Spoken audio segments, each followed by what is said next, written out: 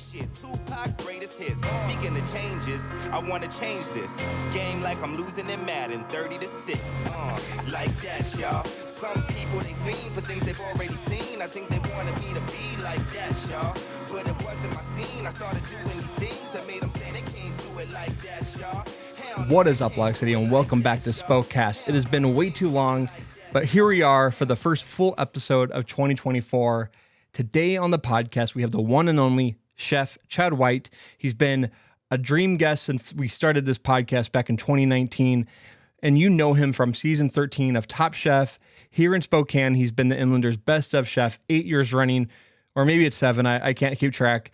And he's also helped start of two of the best restaurants here in Spokane, Zona Blanca and TT's Old Iron Barbecue. Chad has also been nominated twice as a James Beard finalist in 2020 and 2022 for Zona Blanca. But you probably already know all of this about Chad White. What you don't know about him is how he got to where he is today. And we cover all of that in the first hour of this podcast. From growing up in the Spokane Valley to joining the Navy as a cook to opening some of the best restaurants in San Diego. In this 2.5-hour conversation, I learned so much about Chad that I didn't already know, that it gave me a brand new perspective and appreciation for him. And I have to give him a big thank you for taking his time out of his schedule to be interviewed on Spokast. And just, I sat down and I was like, I want to keep this around an hour. And he was like, we can go as long as you need to go. And we ended up recording for about 3 hours. And so this is one to dig deep into. Maybe it'll take you a couple of sessions to listen to it all. If you could only listen to one part of it, definitely listen to the first part. I think learning about where people come from and how they got to where they are today is super important to know about. And it's just something that I didn't know about Chad and his story. It's so interesting and very, very eye-opening. If you want to learn more about Chad and his new venture, Trailgating, go to his website, chef-cw.com. And there you can learn all about his cooking classes, private lessons, consulting, and like I mentioned, and what we talk about at the end of the episode, trailgating. You'll have to listen to learn more. But again, this was such a fun episode, and I don't want to keep you very long because we have it's a lengthy episode, and I would love to sit here and tell you all my thoughts about this episode, but it's very long, so I wanna get my ad reads in before the show. So here they are. Main Market Food Co-op was founded in 2010 with just 700 member owners. And in the last 14 years, it has become a vibrant part of downtown Spokane with over 9,000 member owners today. And its focus is on equal respect for its consumers, producers, and the environment. Main Market is dedicated to offering the highest quality foods with the smallest footprint while supporting the strength of our local food economy. As a full-service grocery store, bakery, deli, Main Market Food Co-op is your one-stop shop for all of your grocery needs. So whether you're looking for a delicious meal or a well-stocked grocery store, Main Market Food Co-op has you covered. Visit them today on the corner of Main and Brown in downtown Spokane. As always, this podcast could not be done without my amazing Patreon supporters. They are Joe Van Voorhis, Elizabeth Geyer, Abby Pointer, Gina Campbell, Tyler Poole, Judy Pointer, Amber Sparks, Luke Baumgarten, Valerie Ozier, Nick Spanger, and Elizabeth and Bill Pointer. Thank you all again so much for becoming Patreon supporters. If you want to become a Spokastanite and support what I'm doing here at Spokast, visit patreon.com/Spokast. Well, I will not keep you any longer. Here is Chef Chad White. This is Spokast. I don't want it to be a 3-hour long podcast. This is not what this is. We're not Joe Rogan. Yeah. I try to keep it somewhat under an hour, but you've done so much in Spokane, and it might go a little longer than that. Yeah. And if we're drinking some of this tequila, it's gonna be. I'm on your time, man. So whatever you want to do, I'm in. I'm here for it. Well, I'm sitting here with Chef Chad White. Thank you so much for being on Spokast. Yeah, thanks for having me. Thank you so much for bringing this beautiful bottle of El Cristiano tequila. This is so. Yeah. This is great very stuff. Those guys very actually good. brought me up to the Aspen Food and Wine Festival last year. Oh, nice. To cook and pair my food with them, and then they talked me into buying like 15 cases. So now I'm broke. That's how they got you. Until I They, sell they invite you to the event, and then they're like, "Now we're gonna sell you on." No, I'm just joking. Yeah, we're gonna pay you this much, but you're gonna buy 3 times the tequila.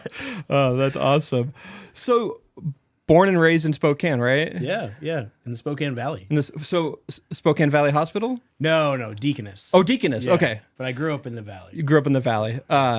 What part of the valley? Just Deep on Sullivan Road, right before Bella Vista. okay. So like the fourth to last house on that road. Oh, wow. Heading as far As you can go on that road. south. Yeah. Or that's so CV. Yeah, Central Valley High School.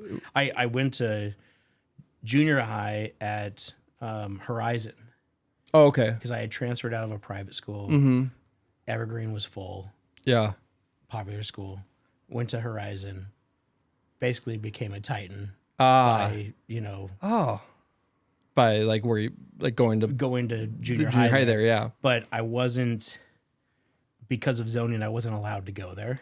Oh, weird. So I wrestled freshman year there, and then I went and wrestled sophomore year. But then I didn't even finish the season. I Oh, was kind of done because I was like, these guys, Titans are.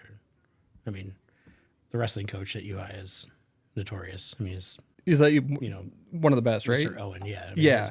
His son Tommy Owen was a guy that I would have wrestled against, and I was in his weight class, and I was like, "There's just not a chance. I'll be on your team, but I'm not going to be your opponent." That's funny. And what was like growing up in the valley like? Like, what was like some of your early like Spokane memories? Like that was when it was Spokane too. Like we can call Yeah. it Spokane. Yeah, It it wasn't was not- Spokane Valley yet. Yeah, they didn't split until I split. Right. Oh, dude, I loved it. I mean, you go back to those days, and I mean, Sullivan Road was gravel for a long time. You know, I grew up riding motorbikes. You know, the Centennial Trail, when that happened, that was huge for our family. We did a lot of bike rides, Yeah. whether we were heading towards Post Falls or downtown. You know, Roller Valley. Roller Valley. That was my dating. That was my Tinder before Tinder. It was my wife's too. She went to Roller Valley a Yeah. lot. That's funny. Yeah, you know, it was Spokane. It was just everything about it was very, you know, positive adolescence. I had such an incredible time growing up. I had an amazing next door neighbor, Andy Cook, who ended up leaving and doing his thing and lives in Boston now. But Oh, nice. like, you know, his family still lives there. We still interact. That's awesome. My sisters danced in their studio, and I the most fondest memories growing up here. Yeah. What was like what was a young Chad like eating? Like what were you like what was getting worst. the worst food? I was so Ron's damn picky. Ron's drive-through burgers. So I don't know if I was cool enough for Ron's. There was a lot of people always at Ron's. Yeah. But Zips Oh, on Sullivan and Sprague. okay. That's your Zips. That's where I took my dates. What's your order? Double bacon cheeseburger, tub of fries, Nice. no sauce. Does the burgers change between Zips obviously, but like is there anywhere that's close to that place when you go get Zips? No, like Well, if I'm going to tell you like the two best Zips in town, Yeah, please the do. one that's I think it's 9 Mile, and then the other one is I think just right downtown here. Okay. The rest of them, I mean, I'm not saying that any of them are bad, Right. but like I just feel like they properly season all the time. Their fries are always warm. The burgers are fresh. The bacon is crispy. Yeah. It's consistent. I'm not going to call out the ones that are Right. that aren't my favorite, but like, and I'll still eat those ones. I've always been a simple kid in terms of food. So just a bacon double cheeseburger and a tub of fries for me. Like I don't need a soda. If I am going to get a sauce, I don't get fry sauce or tartar. I get the burger sauce, which is the mustard and the ketchup that is mixed together. Okay. I didn't even know they had that. Yeah. Like that's You amazing. can ask for it. Yeah. You can ask for it. Okay. Yeah. That's it's But like a secret normally menu what's just thing. on the burger. They don't have mustard and ketchup separated. They mix it together. I got And I'm sure there's some other secret ingredient that's in there, but that's my order always. Yeah. And every once in a while, like I'll get a chicken basket, but like that's when I'm like, I probably You're trying to be healthy. I was probably smoked a joint, and I needed a second meal. So like in high school, like you were wrestling, you were like you just living your life. Like what was what planted the seed of like what you were going to become of becoming a chef, or is this like after getting into the Navy? Yeah, so I had zero interest in being a cook. Yeah. The closest thing was I worked at Players and Spectators. That's not what it's called now, right? I think it's like there's Players and Spectators 2. Like it's on. So whatever it was before that, it might have been Sports Page. Oh, yeah. So I worked there as a dishwasher, and then they turned it into Players and Spectators. And back then they had like the basketball court. Then they had the game room. They had the poker. They had the pool hall, and then they had the whatever. So it was massive, and it was really popping back then. I was a dishwasher there too, and man, I mean, I learned how to work on a farm. My family had a dairy farm in Addie, so I had some work ethic. But man, that place, that whooped my ass. Consistently. I've been there a couple of times over the past couple of months. Relentless Wrestling does like a show out there every month, and it gets slammed out there, and like the staff there always seems like they're just running around with chickens with their heads cut off, and because they're always busy, and so I can imagine like back then even more. So it was insane. I was the only dishwasher. Oh, you're the only dishwasher, like, dude. Like, I mean, whatever. It was fine. I'm glad I did it. Yeah. Got you experience in a kitchen, right? Like, yeah, but I had again zero interest in being a cook. I was an artist. I did, I took graphic design lessons out at the Skills Center. I did charcoal and watercolor and illustrations, and my grandma was a painter, and so I spent a lot of time painting with her. But man, like if there was anything green on a plate, forget it. I was not eating it. You're not eating it. My mom would say I was the most picky person she's ever met. And then I became a chef, and now she's the most picky person I've ever met. So you got it from someone. Then you broke yourself up. I had to quick. I mean, I married young into a Mexican family. And being a chef, like now I've got to cook all these things. I got to try them. It's like, oh, well, when people know how to cook, those things taste pretty good. Right, yeah. I remember those core memories are so real, though.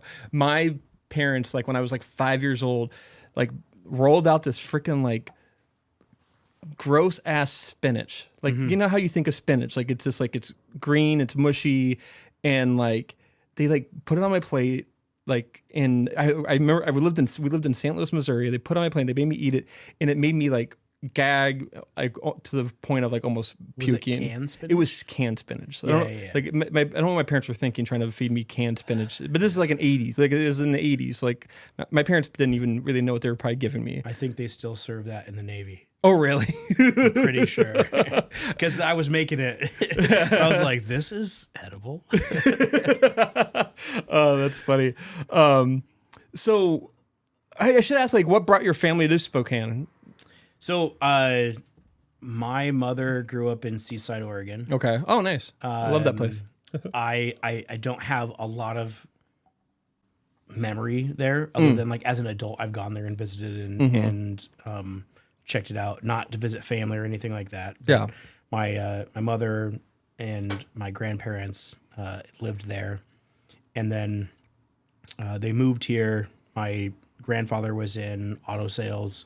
Owned a couple of car dealerships here. My mom worked as, a bookkeeper, and then eventually a finance manager for him.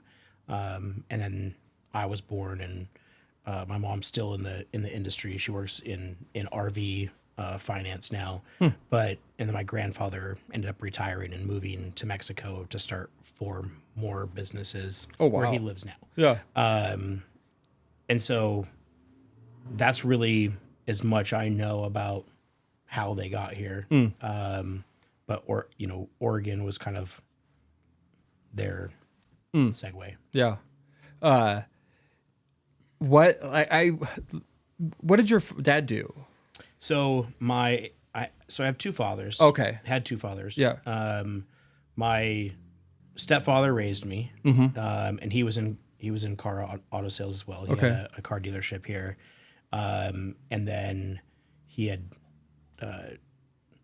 ended up selling it and then working in auto sales, and then passed away 3 years ago from cancer. Okay. And then my real father, who I didn't get to know until I was in high school, lived in California, and he had had an injury on the job, and then I got to know him in high school. My senior year, I invited him out for my graduation. We lost some contact just via joining the military in 9/11 and all that. Yeah. And then I got married, had kids, and then invited him into our lives. And then he came and hung out with us quite a bit in San Diego. And then when I moved up here, I ended up moving him over here because he had fallen into some tough times. Yeah. And then I took care of him, and then he just passed away in October. Oh, wow. Yeah. Well, I'm sorry about that. That's It's all good. I don't know if your stepfather or father, he like lived in the building on like by First Ave. The Madison. The Madison, yeah. Yeah. We both lived there. So that's when I moved him here. Oh, I moved okay. him into that apartment complex. Okay. He hung out outside of the Madison all the time, and I worked down there at my the marketing agency I used to work for, and he would just sit on the corner, just kind of like watching the block, he was so talkative, and he would, if you walk by him, he would like try to start a conversation with you, and he was so proud of you. He was like, because he told everyone that Chad White was his son, and I was just, but he just loved hanging out there and like just talking to people and like watching the block. He was a protector. I mean, the gal who had the consignment shop on the corner, he would walk her to and from her car. There was multiple people who worked in the hair salon right next door that he walked them to and from their vehicles. He was the watchdog. Yeah. He really cared about me, and he was very proud, and it was pretty cool to see just how much he invested himself until he couldn't. Right. Yeah. That is cool. That's like a lot of people don't get that, especially if your dad wasn't in your life in the beginning of it. I mean, I don't know you don't got to go into the whole story, but like it's like it was that's tumultuous, awesome. but it was like there was peaks and valleys for sure. And I try to remember the peaks more than the valleys. That's a great point of view. So after high school, did you go right into the military, going in the Navy? Yeah, I woke up on 9/11, saw what had happened in New York. I wouldn't say I was immediately filled with rage, but I was upset. I was confused. At that point I hadn't made a decision if I was going to go to college or not. Yeah. I had been graduated for only a couple months. I was going to say you graduated 2001. Yeah. Yeah. And I just felt like I needed to sign up for the country, and showed up at the recruiter's office, and the line for the Marines was way too long for me. And I walked in the Navy office and, had them look up my ASVAB score, and they're like, you can be a cook. And I was like, okay. So like that, and where did you go from there? Like once you got in? Boot camp in Great Lakes, Illinois. Okay. At the Recruit Training Center. And then I did Lackland Air Force Base in San Antonio, Texas. That's where I did a joint culinary school with the Air Force. Yeah. And that was very small. I mean, it was, the base was huge, but the culinary school was small. I was there for, I think, like 6 to 8 weeks. Came back, visited, and then flew to San Diego for my first duty station with the USS Benfold, which was Arleigh Burke class destroyer. The only chefs I really know in the Navy are Steven Seagal from Under Siege. But how? Oh man! Actually, just watch that. I got a story. Oh, you do? Yeah. I want to hear this. I mean, like, I don't. Maybe it was Steven Seagal. I don't know if it was, but the night I got married, so like his daughter lives in San Diego, and, and he's been in San Diego for quite a bit. Yeah. But I swear to God, this guy at the bar the night I got married, and I was hammered, was Steven Seagal. And I wouldn't I thought Under Siege was rad. I thought Steven Seagal was rad, and I apparently thought he was too rad. And I got kicked out of this bar the night I got married. And it was because I wouldn't leave this guy alone. And then I ended up getting into a little bit of a scuffle. And it wasn't Steven Seagal. It wasn't Steven Seagal. But if I was going to get my ass kicked, getting my ass kicked by Steven Seagal would have been a really good story. And I was willing to take one for the team, and it wasn't him. So this guy was probably just annoyed that you were calling him Steven Seagal for a little bit. Yeah. Well, and because I've met his daughter. Oh, gotcha. And so you're trying to piece it together. Yeah, it's funny. A drunk 21-year-old. Right. Yeah. So while you're being a cook in the Navy, what were you learning about cooking that led you to do what you're doing now? Because when I think of food in the military, I think of it like spinach. Yeah, no, you're right. I mean, there's a story I've told a couple of times where I had reached out to my mother, and I was just like, man, I hate this. This is, Hamburger Helper is better than this crap. Yeah, I'm not that interested in what's going on. It was my first ship. We had done an underway. The underway was, man, it sucked. It was high seas. Mm-hmm. Everybody's puking. Yeah. Watching puke literally like a river of it going from one side of the Burley into the other, depending on how far we were listing. I wasn't having a great time. Yeah. And I had said to her, I was like, yeah, I think I'm done. And she's like, what? What do you mean?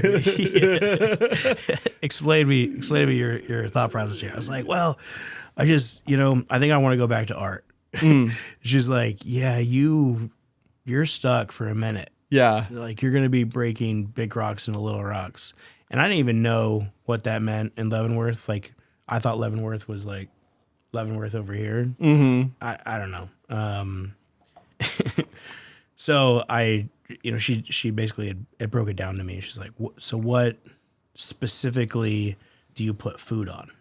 Well, like anything, Mom, a white round plate or a tray. And she goes, what do you paint on?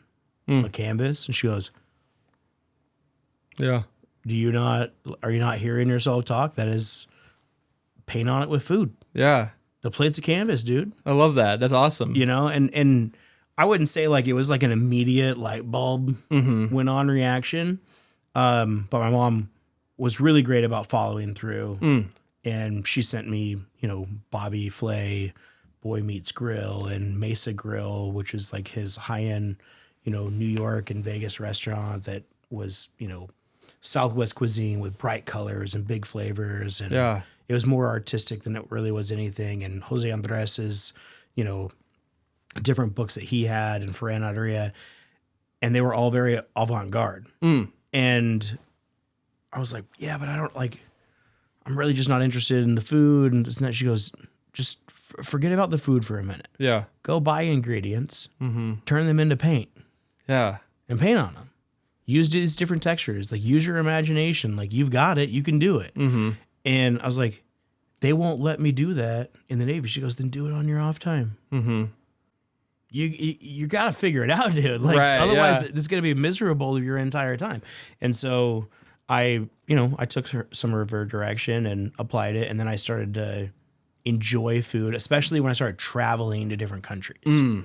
Because then I was experiencing things for the first time. I'm really interested in history, in geography. And so there was a few things that led me down that road. Yeah. And then I started to learn how to cook. I was like, oh shit, that tastes good. What was the first thing that you cooked at? You were like, I think I can do this. So I've always been good at cooking eggs. Okay. My entire life, right? Eggs. And I would make the girls in high school orange Julius's, which were you know, Yeah. that always got him. So, there's 2 times. One, when I was on the destroyer before I moved to aircraft carriers, when we were underway and the boat was listing, you know, back and forth, and what I mean by like that, just kind of like tilting like crazy depending on how big we were hitting waves, and it was never that fast, right? It was just like, it's like a long, like, are we going to stop doing this? And I'd be working the breakfast griddle, and the griddle is like 6 to 8 feet long, you know, and I'd drop an egg, and I'd have, you know, Master Chief over my shoulder. He's not a chef, but like chiefs run the boat. So they'd walk in expecting to get, you know, extra service, if you will. Yeah. I want 2 eggs sunny side up with a little bit of crispiness around the edge. So put a little extra oil on the griddle, right? And I'm like, okay. And then I'd drop the egg, and the boat would list, and the egg would just start to slide from one side of the griddle to the other. And if it fucking hit the wall and it cracked, then I just get my ass chewed. And of course, like, I'm not in the Navy long enough for me to understand, like, this is just what it is. I'm just like, what are you upset about? Like, did you just see what happened? Like, that wasn't magic. I didn't do that. Yeah. Is this your first time on the boat? And they got me in trouble a couple times. But eventually I like mastered being able to catch it and make the perfect, you know, over medium or over easy egg despite the obstacles, right? No kidding. Yeah. And then I started getting, you know, appreciated for the extra effort that I put into things, you know. Like, And I bet that feels probably pretty good on the boat, right? Like when you're who doesn't like, first of all, instant gratification, for sure, yeah, right? absolutely. But when you get somebody who spends more time calling you a fucking clown, Right? say, nice work, seaman recruit. You know what I mean? Yeah. Like, before you even earn a name, when you start getting that recognition from a senior enlisted individual, that feels great. And then I moved up to the wardroom, and I started cooking for officers. And because I was attention to detail, and I was really focused on making the food look good as well as tasting good, I was recommended for better duty, which, you know, eventually down the road landed me as a captain's cook and working in the flag mess, and you know, being invited to do different admiral style banquets and dinners and cooking for foreign dignitaries. Wow. So like each step along the way, I got more excited. So during this time during the Navy, like, were you got more training, right? Like you went into the Navy and then you just became a cook, but then like when they recognized that, oh, this guy can cook, you went into different type of training. So I got a couple different opportunities to do different training. So like advanced bakery, advanced food preparation, things like that. And they were great because the classes were small. There was like only like 15 people in them. I learned things that I didn't know. But like where it really got cool was I was a mid-rats wardroom cook. What's a mid-rat? So mid-rat is like midnight rations. Okay. So I was cooking for all the JOs, the junior officers that were pilots, who were my same age, just making 4 times the amount of money I was making Right. and flying billion-dollar planes. Right.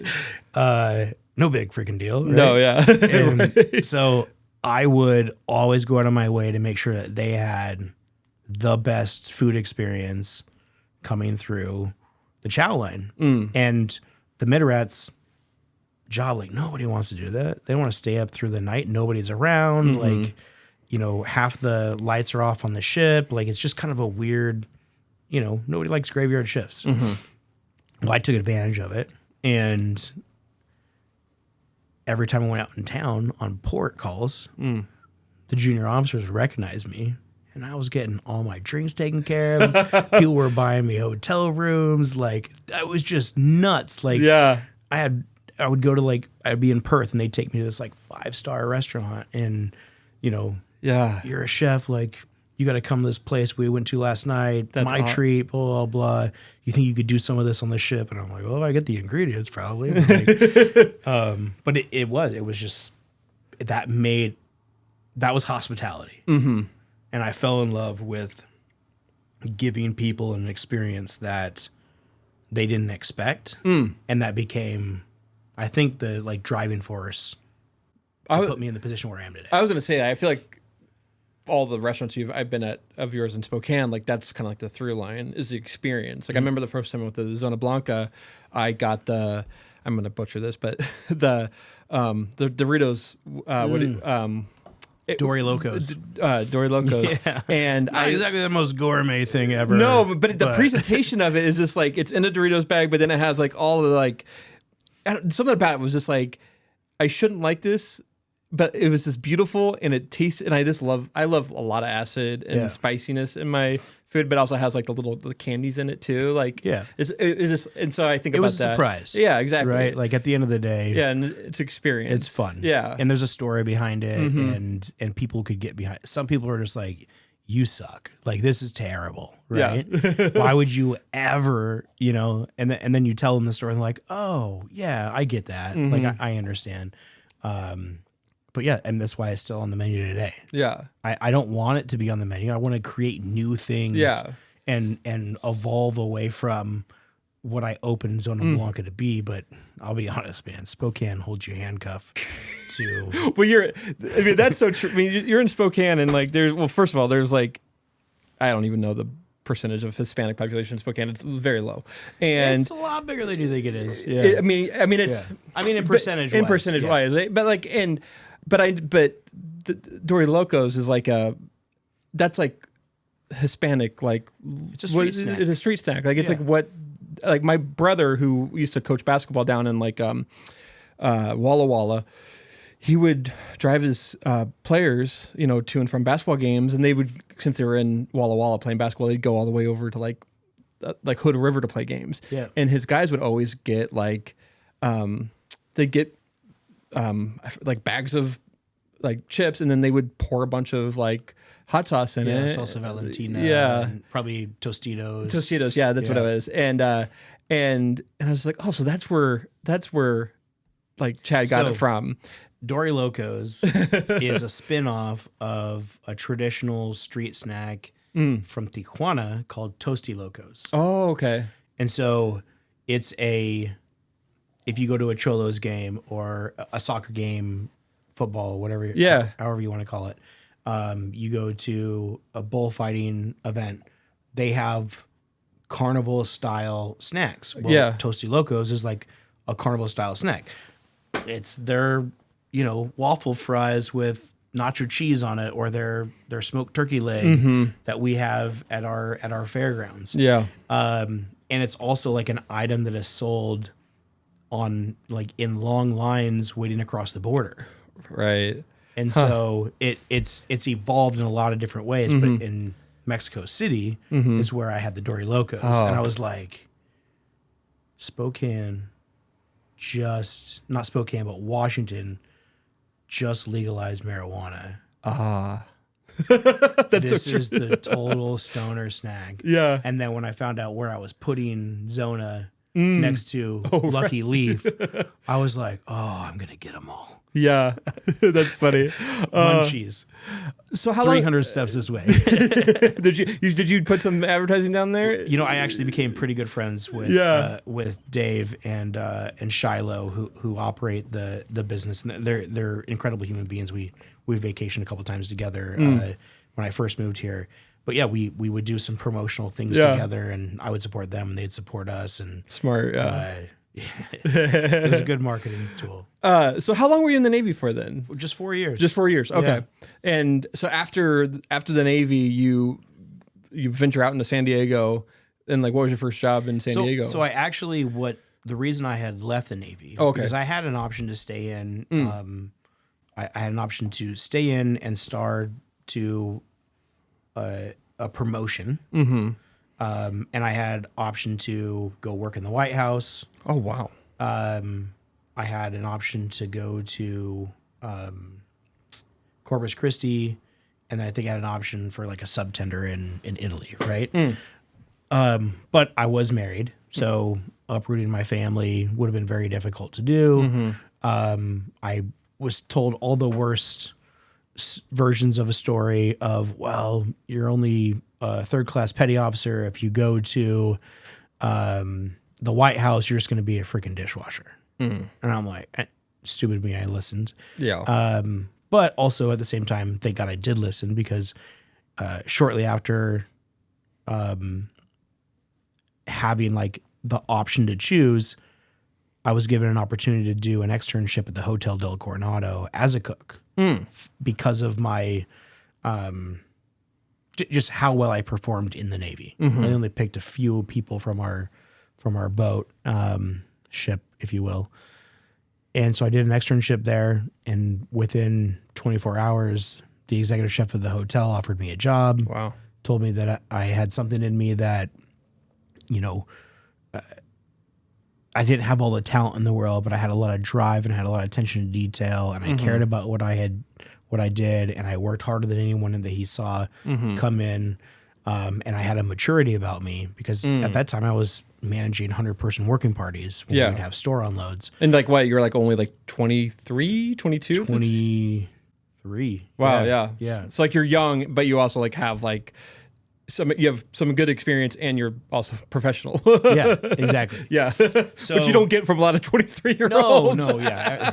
There's stuff on their nose and drinking until 5. Right. So I went back to my command, and I said, what are the opportunities for an early out? And they're like, you're not going to get an early out, but at the end of your term, you can separate. And so I did that. I worked part-time at the hotel until I was fully out. They gave me a chef de partie position, which they gave me the pay for the position because I took like a significant pay cut. Right. Yeah. I dropped down to like $13 an hour. Oh gosh. I mean, when I joined the Navy, my first 2 years, my income was $10,700 a year. Is that legal? By minimum wage laws? Absolutely not. Not even in 2002. Especially in San Diego. Right. But, you have a place to live on the base. Right. Or on the ship. You are provided some per diem when it comes to food, clothing allowance, those kinds of things. So, you rack all those things up, and it's still poverty. Yeah. So, I mean, I think 2 of the 4 years I was in the Navy, I was on government cheese. Jeez, that's crazy. It's crazy that you could be allowed to take advantage of a government service because you're not paid well enough while serving your country. That is to so survive out in the civilian world. That's weird. Yeah. And different than like Fairchild, there is base housing.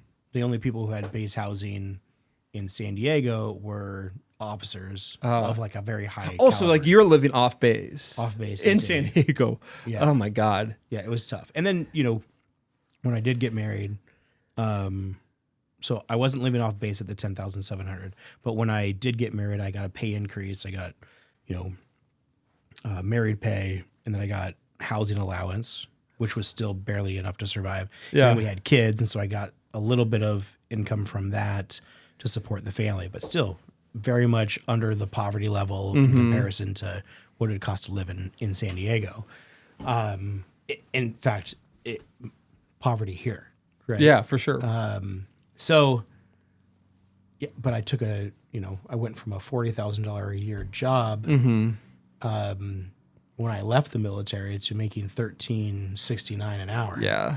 And that was tough. That's right? tough. Yeah. And so my wife had to work a lot as well, and we struggled. But it put me in so many opportunities to move, to learn, hone my skills, and then go on to do what I feel like I've done some pretty cool things in my career to get me where I'm at today. Yeah. No, I mean, I didn't know, like, honestly, I didn't know. It's why I'm spending so much time on this, because I didn't know all this about you. I just, like, when you think of someone's life, you think of like successful people, you think of like that they're just successful, like that you just see them as they are in front of you. Like, you don't like think about their past, and then you uncover these things and you're like, holy shit, there's like a huge story here of just like willpower and like just like becoming like transforming to who you are today, like and through like having to live like that. Like I imagine like there's so much pressure to like perform and to succeed that like there was no other option other than to succeed, right? Or move back to, or I should say, or move back to Spokane, or like just choose a different profession. Yeah, I mean, you could do that. Yeah, Right. but obviously you had the talent, so you knew that, right? Yeah, I was learning. Right. I was definitely honing my skills. Yeah. Little by little. I was not the best cook by any means. In fact, the people who were around me when I took the position at the Hotel Del, again, the only people who knew that I was being paid as a supervisor was the executive, Sue, and the executive chef and HR. When I did the externship, the people who were training me during the externship were soon to be my subordinates, which when it happened wasn't cool. Yeah. Hazing was at an all-time high. It was very sneaky. You'd go into the locker room, and if I went to the shower and I left my shoes out or I left my locker unlocked, I might come back to my shoes being missing or my knife roll missing, and all of a sudden my knife's in a block of ice, or they put Vaseline all over my lock, or they spit on my lock, or whatever it was. Like they would sabotage me, hide my prep, all these different things. Was this like defy me? Was it like disguised as in like as being funny, or was it like did it feel like you were getting like targeted and bullied? I think there was there was a mixture of it, right? There was a part where I didn't know how to be a civilian manager. Right. So I came from military background where I give you direction and you have no other opportunity than to say, yes, sir, and get to work, right? And of course, nobody called me sir in the military, but like, yes, petty officer, whatever it was. I was now a manager. Yeah. In a union house. And I didn't understand it because I was like, hey, that shit needs to get mopped up. Yeah. I'm going to mop it up. And no, you can't take that from them. That means you're taking money out of their hands. You're taking away blah, blah, blah. And I'm like, yeah, but that's also a trip hazard. And it needs to get done right now. It doesn't matter. And then I'm like, okay, I'll just tell them to clean it up. And I tell them to clean it up. I really didn't like the way that he talked to me.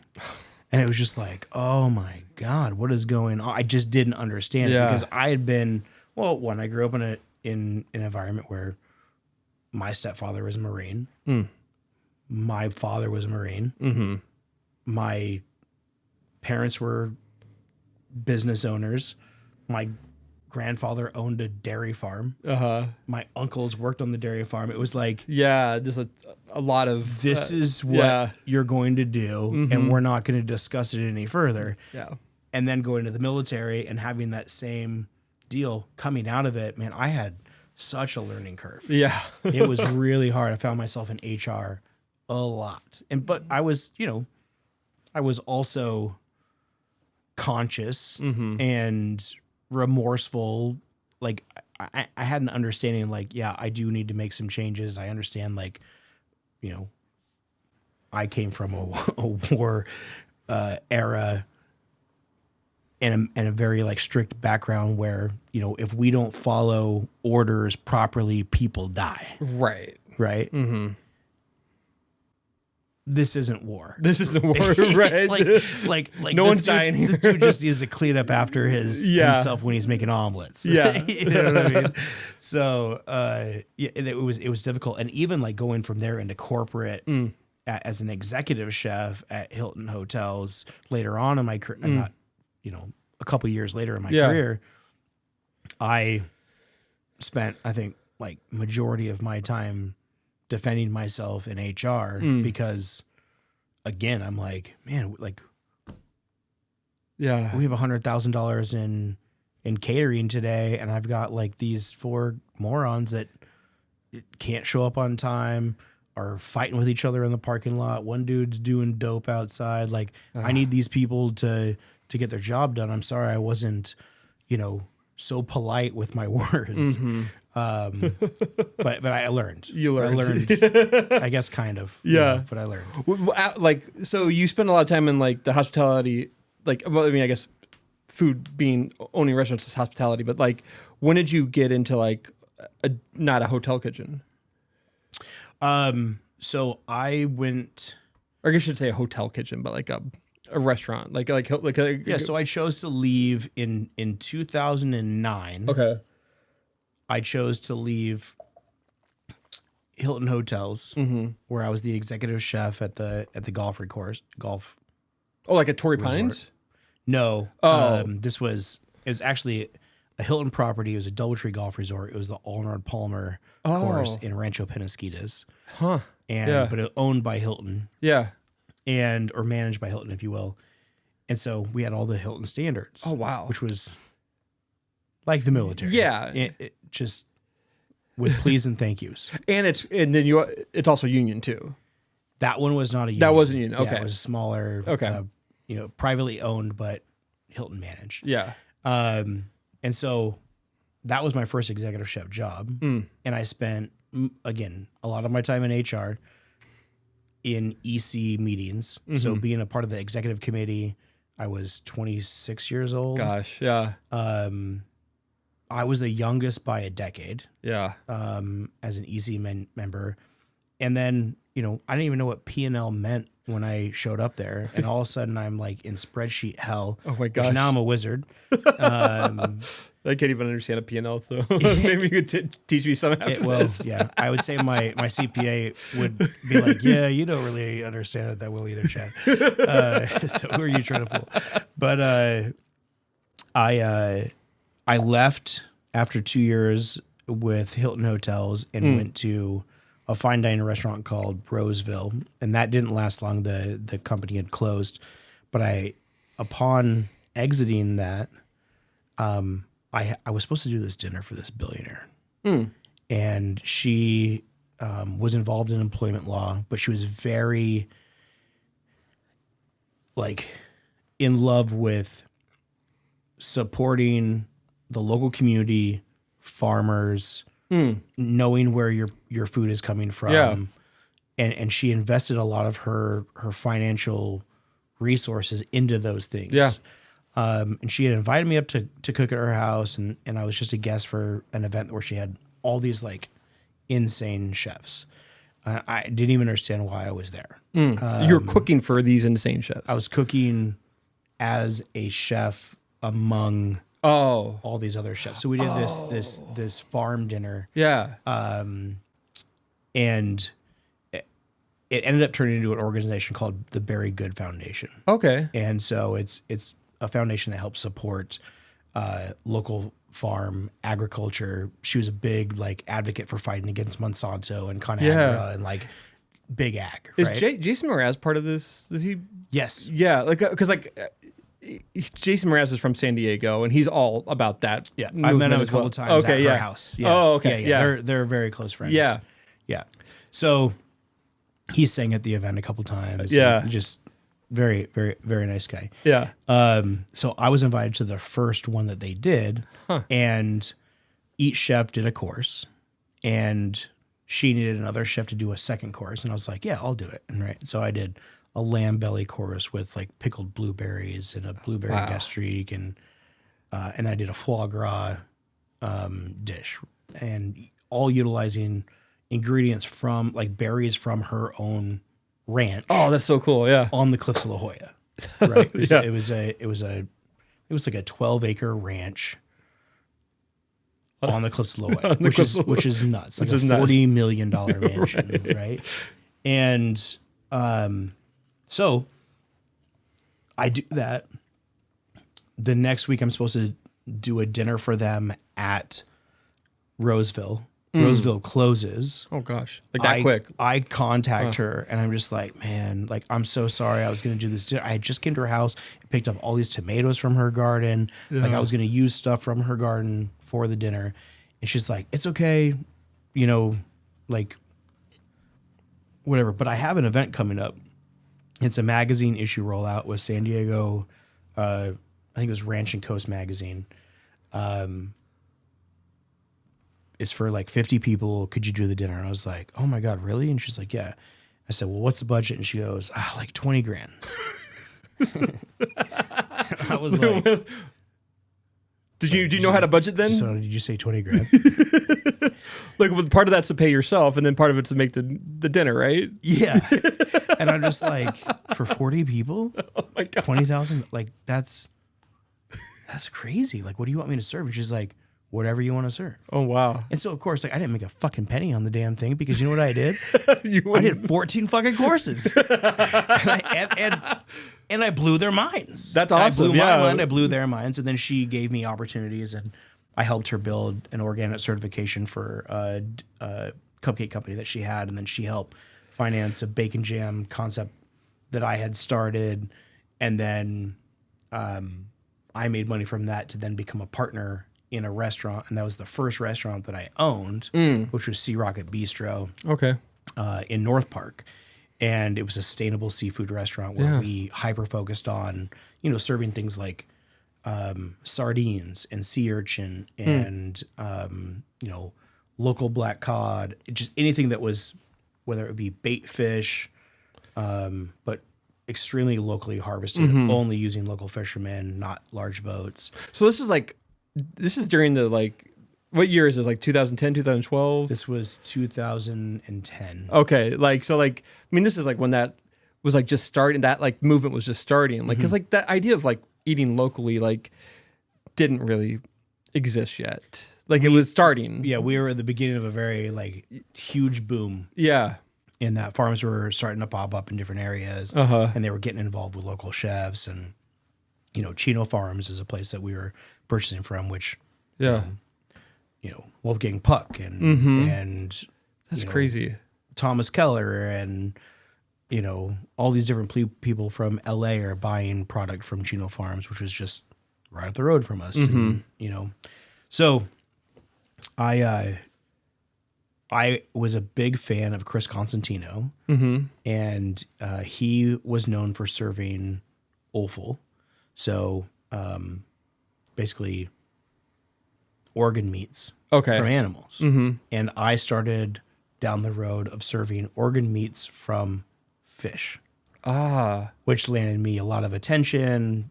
I was on Bizarre Foods with Andrew Zimmern. Oh, okay. Serving sea urchin ice cream, which I actually partnered with a local fish production company that was one of the biggest shippers of sea urchin to Japan. Yeah. And so I partnered with their fishmonger. His name was Tommy Gomes. He's now has his own TV show called The Fishmonger. Okay. I think it's on I don't know if it's A&E or Discovery, but he's a real salty mother effer. Real salty. He would call me up and just chew my ass just because I was the only one up at 4:00 in the morning that would listen to him. And when I was effing up in my personal life, he would call me out. Dude was like, every time I see you, you got a goddamn drink in your hand. And he's like, doesn't drink and whatever, right? Yeah. He's been to prison. He's an interesting fellow. So anyways, he's like, hey, I got all this fish. And I'm throwing half of it away. Yeah. Nobody's using the egg sacs. Nobody's using the semen sac. Nobody's using the bone marrow. Nobody's using the livers, the eyes, none of it. They're not using the ribs, all this. We're just throwing tons and tons of fish away. Yeah. The broken sea urchin that nobody wants. Yeah. That people pay, $100 a gram for. Yeah. I'll give it to you for free. I just want you to help me develop ideas. Gotcha. Yeah. Right. And so I did sea urchin ice cream. Yeah. With a local ice cream company, and then we started selling it to Japan. Oh, really? And I made a little bit of money. What did it taste like? So I used just vanilla bean ice cream. Okay. And then sea urchin. And so it was a little bit of briny seawater and vanilla cream. Okay. It was great. It was great. Yeah, It was like so sweet and delicious. savory. Yeah, So delicious. Yeah, And then I would season it like when I served it in my restaurant, I would serve it on shisho leaf with a little bit of lavender, yeah. sea salt, and that was it. But it's like a dessert course. Yeah. Oh wow. Yeah. Yeah. And then I would always buy whole sea urchin.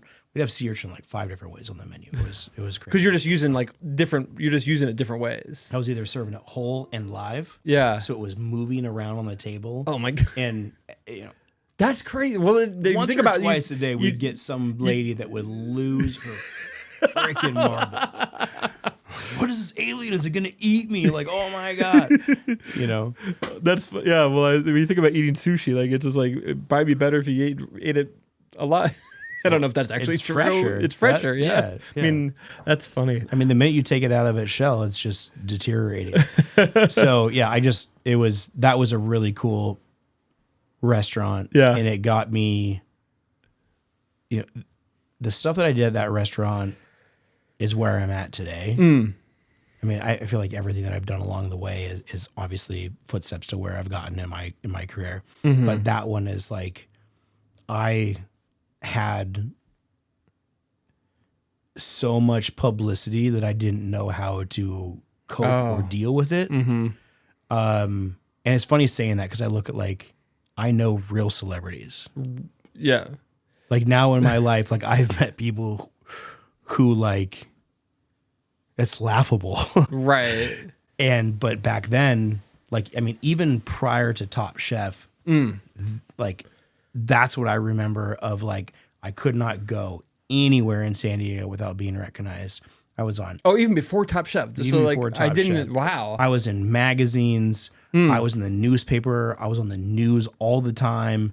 It was you couldn't open something up without. And I had an incredible publicist. I mean, ultimately, I should probably just retire. It's been 12 years. I need to have her back in my life because she made me so busy. Yeah. And she was great at what she did. And I mean, I was everywhere. I mean, I was invited to the Sundance Film Festival 2 years in a row to cook with, these celebrity chefs, Kerry Simon, when he was the rock and roll chef of the year on Rolling Stones. I was the guy that cooked the next day after him at the same event that he cooked at for all of these A-list celebrities. Yeah.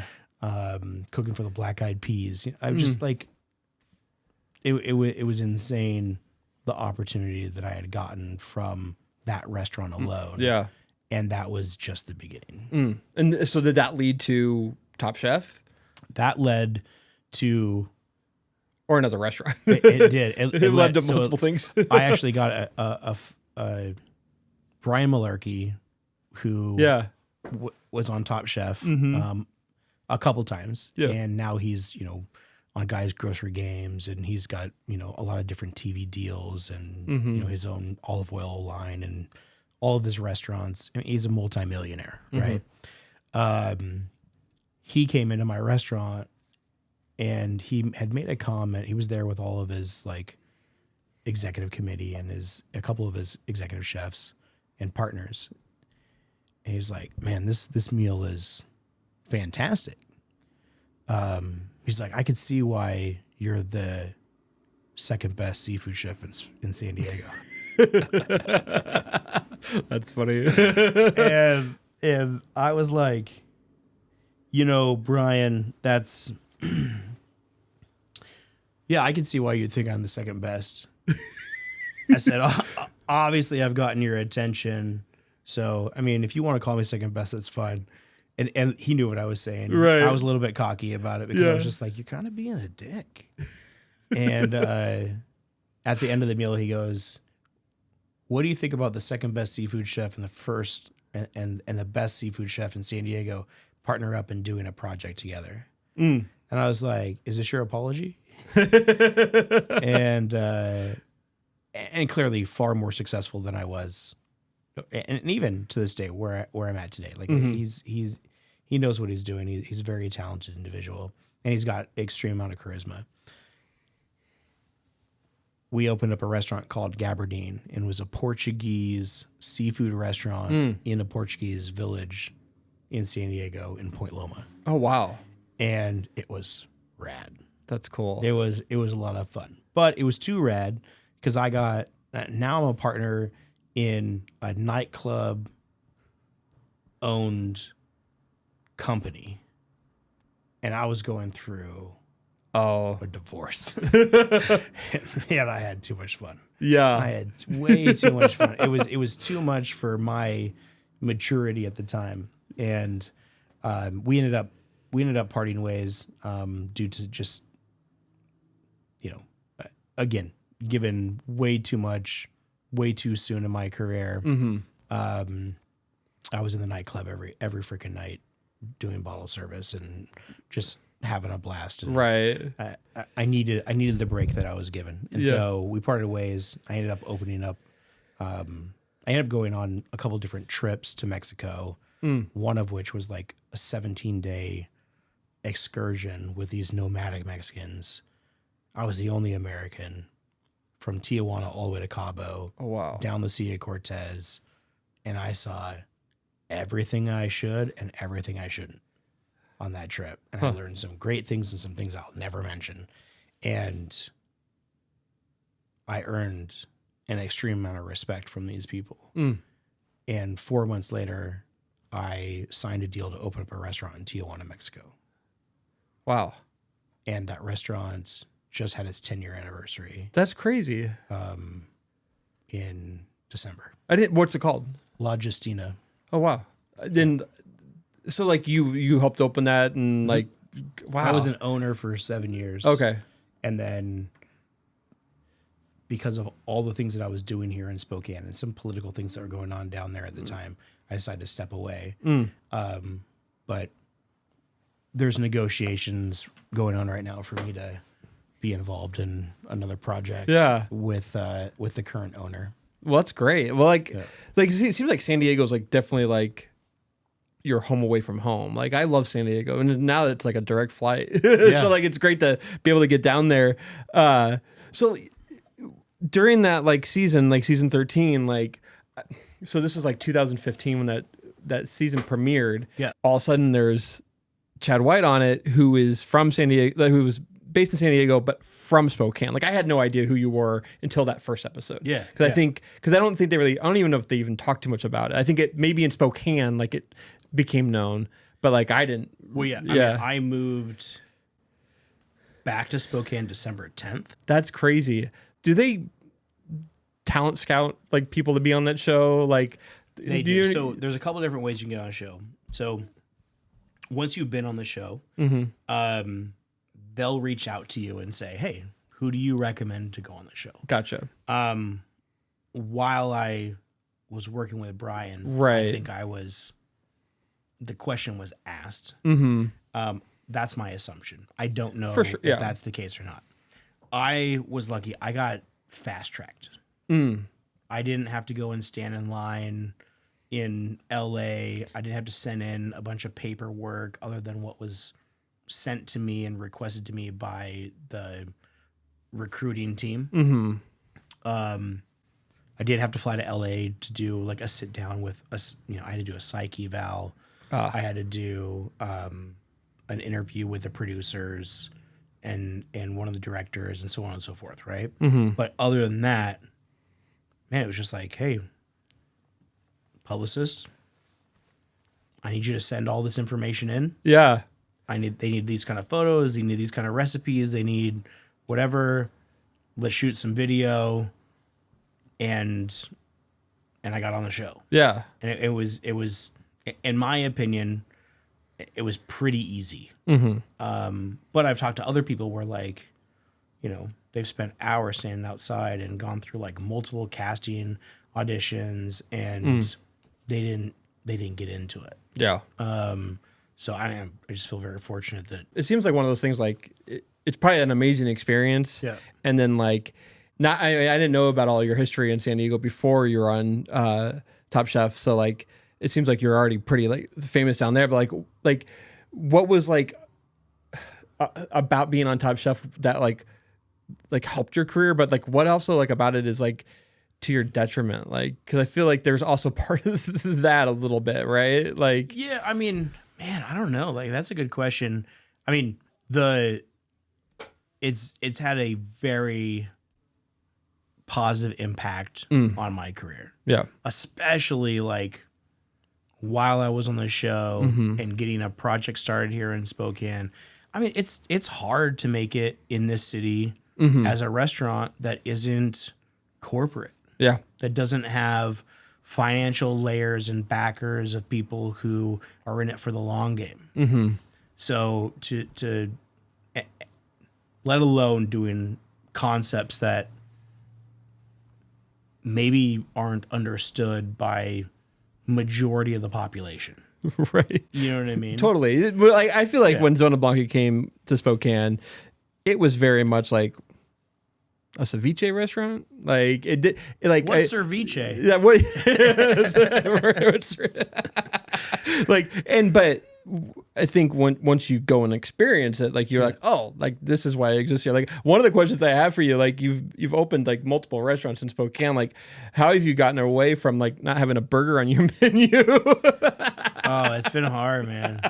I do have a burger. Oh, do you have a menu? Okay, I was looking at TT's. Oh, you do have a burger at TT's. But only twice a week. Only okay. I mean, so that's not really on the menu. That's not on the menu. Yeah. Okay, but it's a craze. No, it's definitely it's I feel like it's like a industry joke. Like you open a restaurant, doesn't matter what restaurant you're in Spokane, like you gotta have a burger on it. It's burger or pizza. It's burger pizza. It's one of those two things. Yeah.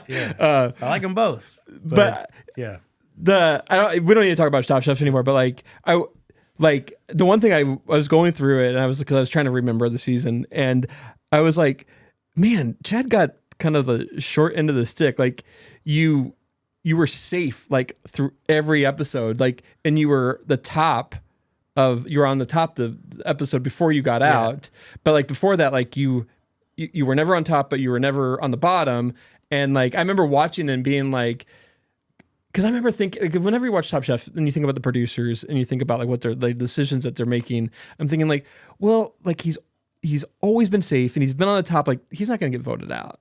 And then you were voted out. I was like, it was a bummer. I truly believe, without a doubt in my mind, that I'm the reason I was kicked off because I ran my fucking mouth. Oh. Okay. What did you? I forget what happened exactly. Amar, who took second place, he and I were just like, "What is this shit you guys are serving us? We're preparing world-class food for you guys, and we're eating fucking Snickers and Pellegrino.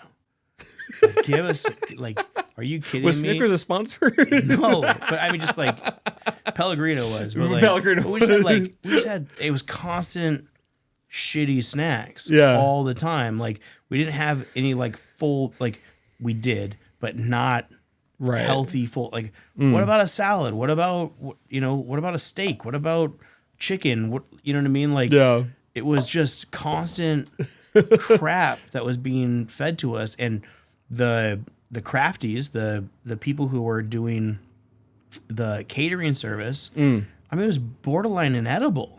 And we're just like, that's so bizarre. Man, you're on Top Chef. You should be eating pretty good food, right? Well, and I'm thinking like as a caterer. Exactly. If I was a caterer. Oh, good point. And I was the caterer for Top Chef, the people who are on the show are going to advertise the quality of the product that I have far more than Top Chef ever would. Right. So like, it's a good opportunity to like impress people, right? And at the end of the day, even if you don't have a budget, take fucking pride in what you're serving people. Yeah. Totally. And it was just like, man, we were so pissed. And so I remember just getting like really irritated, and I was just like, that last day, the beefsteak challenge, man, I was fucking running my mouth. I was just like, this is ridiculous. I don't even want to be on the show anymore. And I don't know if that's like the reason, but like, no, maybe, yeah, because I cooked good food, on that episode. The thing that a lot of people don't understand is everyone from the first person that got kicked off until Jeremy Ford, who won it, all cook incredible food. Yeah. You have to be a very good chef to be on that show. Yeah, because in the first couple seasons, you'd have like, you'd have, let's say, Brian and Michael Vitaggio, and then you'd have a cafeteria cook. So there was like this giant like swing in ability and experience. On our show, there was like 2 individuals that had the least amount of experience, but yet we're still helming well-known restaurants in Miami and the Gulf Shore. Yeah. Like, yeah. I mean, Karen, James Beard award winner multiple times. Isaac Tubes, James Beard award winner multiple times. Wes, True, he had 2 or 3 James Beard noms. Jeremy Ford worked for Daniel Boulud. Kwame Onwuachi worked for Thomas Keller, Michael Mina. That was my roommate. Like, yeah, it was just like every single person that I was talking to, like, Jeremy didn't work for Daniel Boulud. He worked for John George Vongerichin, which is like, yeah, the guy is insane. You know what I mean? Like, he owns everything all over the freaking world. And I'm just like, you guys work for people that, like, I literally would kiss their shoes. and I'd do it in front of people that I was embarrassed to do it in front of. You know? Yeah. Like, and now I'm on the show. I have like my biggest claim to fame was that the year I got on Top Chef, I beat Richard Blaze as Eater's Chef of the Year. Really? That's amazing. And he was the judge. Oh, he was the judge. Oh, yeah. So, like, I was like, well, this was a poor time for me to win this award. Like, now I got a target on my back. That was my claim to fame. That's amazing. At that, right? Like, Seafood Magnet of the Year, or of San Diego. Like, all these things that didn't exist outside of San Diego's ecosystem. Like, those were my claim to fames. And here I am competing against guys that were just like insane. So when we got to the top 10, bad food was not made. Right. At all. Yeah. Like, not like there wasn't a mistake made. And so if it's just based on like preferences. somebody's popping off. That's fair. Let's get rid of him. You know? I wasn't doing it on camera either. That's the thing. Yeah, no. Yeah. So if I was doing it on camera, like from what I remember, I wasn't giving them much to record because I was so irritated. And that was just a poor thing for me to do. I should have never done that. Yeah. So I think I'm responsible 100%, not because of your food, but because of just like how you're acting. Yeah. Well, that's after like you're making like you're on Top Chef and coming back to Spokane. Like I want to do a quick little break and do a little game. So this Spokast Hot List is like kind of a name association game. I will say a word, and I want you to say like kind of the first thing that comes to your mind as it relates to Spokane. The topics I have are kind of all food related. So, and you can be your own. It can be someone else. Don't offend. You don't need to worry about offending anyone. Well, I guess you might. Don't worry about that. Don't worry. I will not clip this section for you. They'll only have to listen to this. The first one I'm going to ask is coffee. Rose House. Breakfast or brunch? Oh, Chaps. Beer. Rainier. TT is.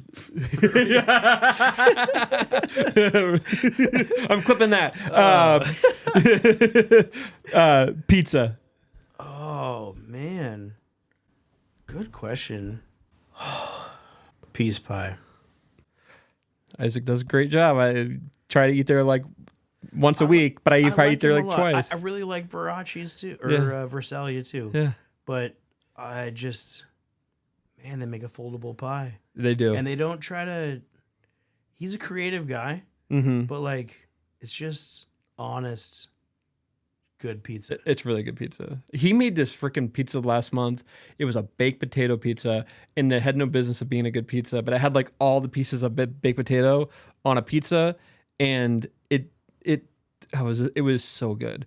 It wasn't like overfilled, right? No, it wasn't overfilled, and you would fold it, and it would just become like a little baked potato because it had the bacon bit, like the bacon pieces on it. It had little like slices of potato on it. It just had this, all the flavors and like Green onion. green onion. Yeah, it was just so freaking good.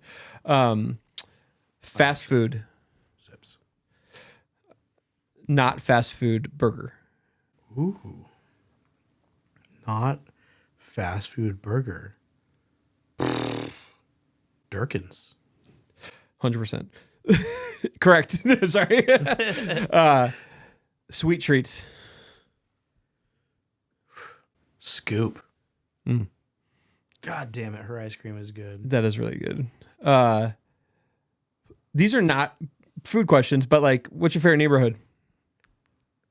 Ooh, probably Perry. Visual artist. Wow. So it's two people. That's yep. They did the mural at Zona Blanca. And I gave them a light amount of direction and they nailed it. And it's Shelby and Susan. I think Susan Weber Okay. and Shelby. Damn it, I can't remember her last name. She used to bartend at Hogwash. Huh. I don't know I don't know them. But they did a great job. It's a great mural. I mean, I've seen the mural. Yeah. The mural is incredible. Yeah. The colors, I mean, they embodied everything I was looking for. They listen. I mean, here's the thing about artists, right? Like, there is creative licensing, and then there's giving the client what they want. Yeah. They nailed it. That's awesome. They nailed it. It's incredible. Huge props to them. I love them to death. I also like the guy Ben. I think he's Ben Joyce. Yeah, He's your neighbor, right? yeah. He's been. I love what he does, and I love what he does for the community. Yeah. Music artist. Alan Stone. Alan Stone. Alan Stone and Blake Braley. God damn it, both of those guys. They're great. Alan was my MC at my wedding. Oh, really? And Blake was my wedding singer. That's amazing. Yeah, it was. That's special. The best party of my life. That's so cool. Yeah. Event. Train table. I was at the very first one. It was Alan Stone was there. Yeah. You were doing the food, and like it was a very special event. Train table's great. I mean, I think the Stone family field trip is insane. Yeah. I haven't been yet. I had a couple friends who went this year. I feel terrible. Like I haven't been to terrain. You haven't been to Train? I haven't been train, man. I just No, I'm not laughing at you. I'm just like laughing at Train. You should, yeah. I mean, it's a.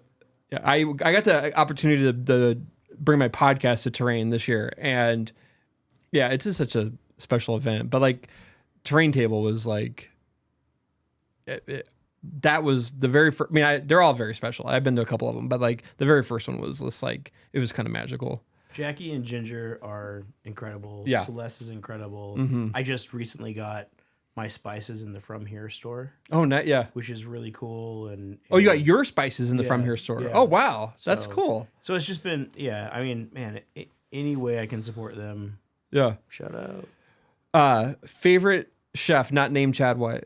Tony Brown. Tony Brown. He's a good one. Tony Brown. And his food's incredible. Yeah. He is a very humble human being. Funny story. I wasn't funny. Maybe it's emotional. I moved to Spokane, and I reached out to, I think, close to 10 chefs. I didn't have a project going. I didn't know what I was going to do. I was kind of grounding myself and trying to figure things out. And I reached out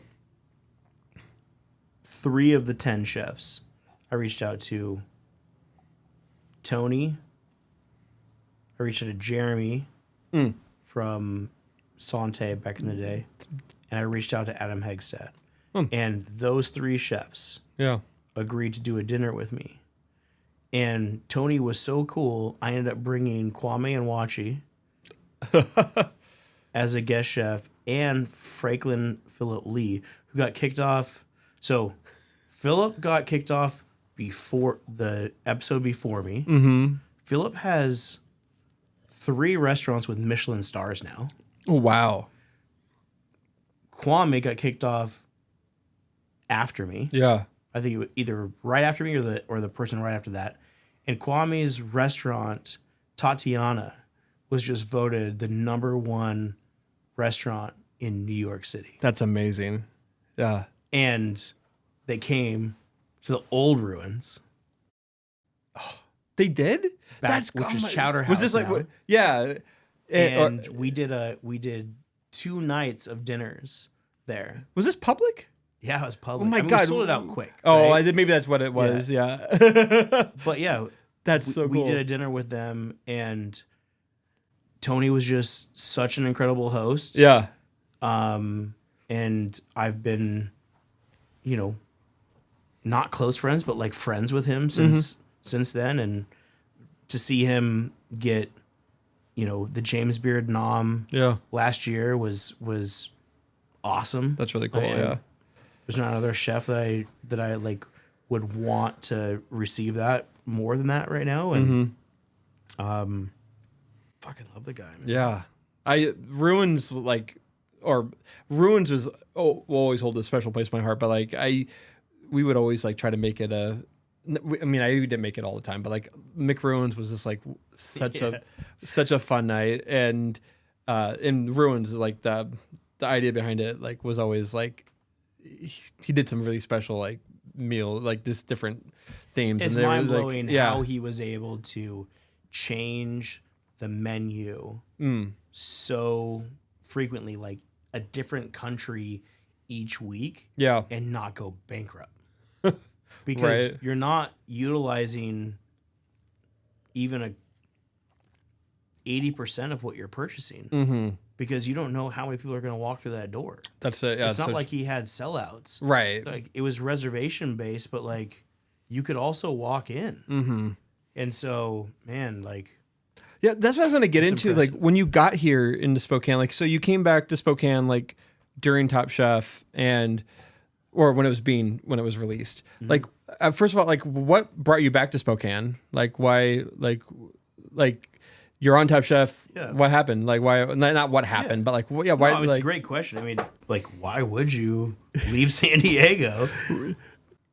Why would you leave San Diego to come to Spokane when when you're on Top Chef? Like it makes sense, right? Because like if you had the reception that you had in Spokane, imagine the reception you would have had in San Diego, right? Because like everyone wants to go to a top. Like I went to Gregory, Gorday's in Portland, and like. But I'm only going there because he's on Top Chef, and that's just the kind of like following Top Chef brings. Is like you're on people that are on Top Chef. Like I go to a city, I'm like I want to go. Like when I go to Maui, I always go to Tin Roof. I always go to Sheldon Simeon's place. If I have a choice to go to this restaurant that may have 5-star reviews, or somebody who was on Top Chef, I'm going to go with the guy from Top Chef. Totally. And the time we went to Tin Roof, one of the times we went to Tin Roof, like Sheldon's behind a counter just taking orders. Yeah. Like it's just like and like my wife got a selfie with him. Like it's just like it's special. Like and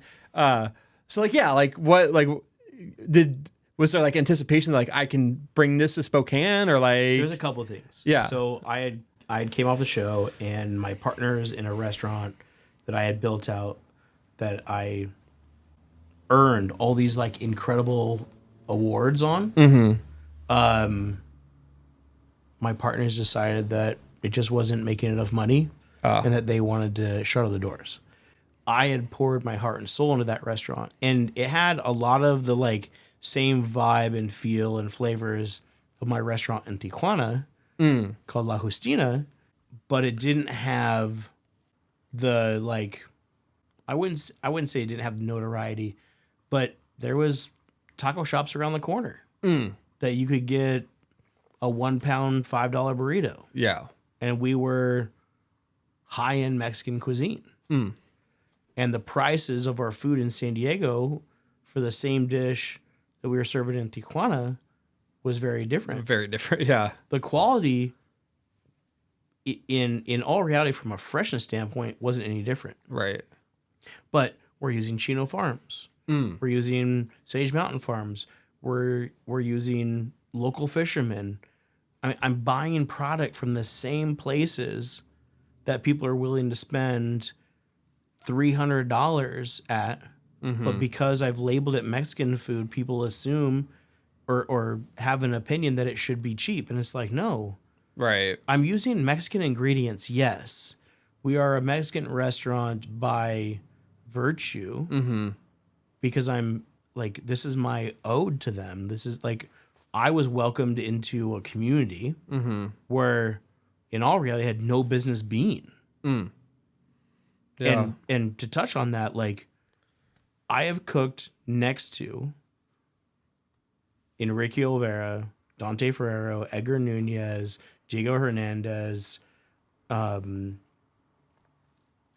of these like San Pellegrino, 50 best restaurants in the world, Latin America. Yeah. And they all treat me like I belong. And I come to Spokane and people are like, oh, the colonizer. And I'm like, I'm German. If you know anything about history, like Germany and Mexico had an alliance in World War II. And the only reason that Germany and Mexico didn't get along after that was because the Germans accidentally sunk a Mexican ship. Like, that's it. Right? I'm not Spanish. I'm not a colonizer. Blah, blah, blah. Also, I was born in Spokane, Washington. So, like I'm as far from that as possible. But it's so funny how when I'm in Mexico, I'm treated with love, respect. I'm not trying to steal or appropriate their cuisine. They're like, thank you so much for communicating a message in a way that we respect. We know it's coming from a place of love. We know you love it here. Like, you're El Blanquito. You're one of us. Yeah. And I'm like, and they're like, no, bro, like, your family. You're always welcome here. So, wow, we went off the fucking deep end there. So I decided to move back to Spokane because I was in the middle of a divorce. It was move to Guadalajara and do a second La Justina there. But I wasn't quite seeing eye to eye with the person who was looking to buy out my partners at La Justina. Moved to Mexico City because I was really about just to peace out. Yeah. And then, or move back home. And my brother-in-law and my sister came down to visit us in San Diego. And he's like, man, we really would love it if you came back home. You know, I had catered their wedding, but that was the only time that he had met me. So they came down and visited. And he's like, man, like, we get along so great. It'd be really cool to have you up here. I know your sister would love it. I know, your mom would love it. Your grandmother just had a stroke, blah, blah, blah. And he's like, how about this? I'm just going to buy you a ticket. Come up for your mom's birthday. And I'll take you out. I'll show you. Like, Spokane. Yeah. Like, they would love you here. Right. And because he had come to my restaurant. Yeah. And so I came up. I'm easily convinced. And he's really cool. My brother-in-law is my best friend. Like, hands down. Like, I'd do anything for that guy, and he's done everything for me. He's an incredible human being. And so he took me out. He's like, man, this place is great. This place is great. This place is great, but it's nothing like what you've done. You've got to come up here and at least leave an imprint. And I was like, but I still have Craft Pizza Company. I still have La Justina. My daughters live in San Diego. Like, I don't know. And I went back home to San Diego, and 5 days later, I made the announcement that I was moving to Spokane. I did have this feeling of I could do about 12 different concepts up here that don't exist in this city. And I feel like I could thrive, assuming that the community could support it financially.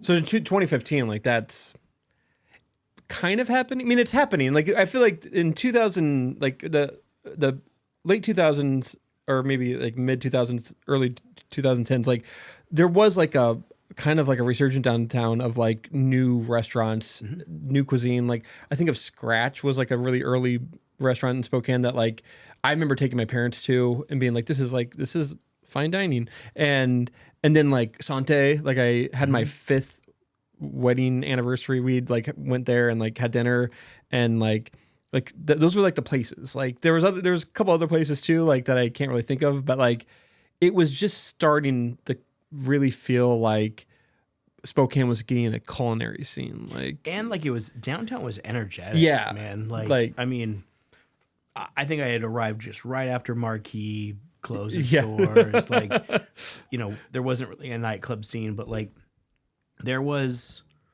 definitely a nightlife, and people are out and about. And for me, I was like, wow, there's a lot of opportunity in this environment. Why not try it? Yeah.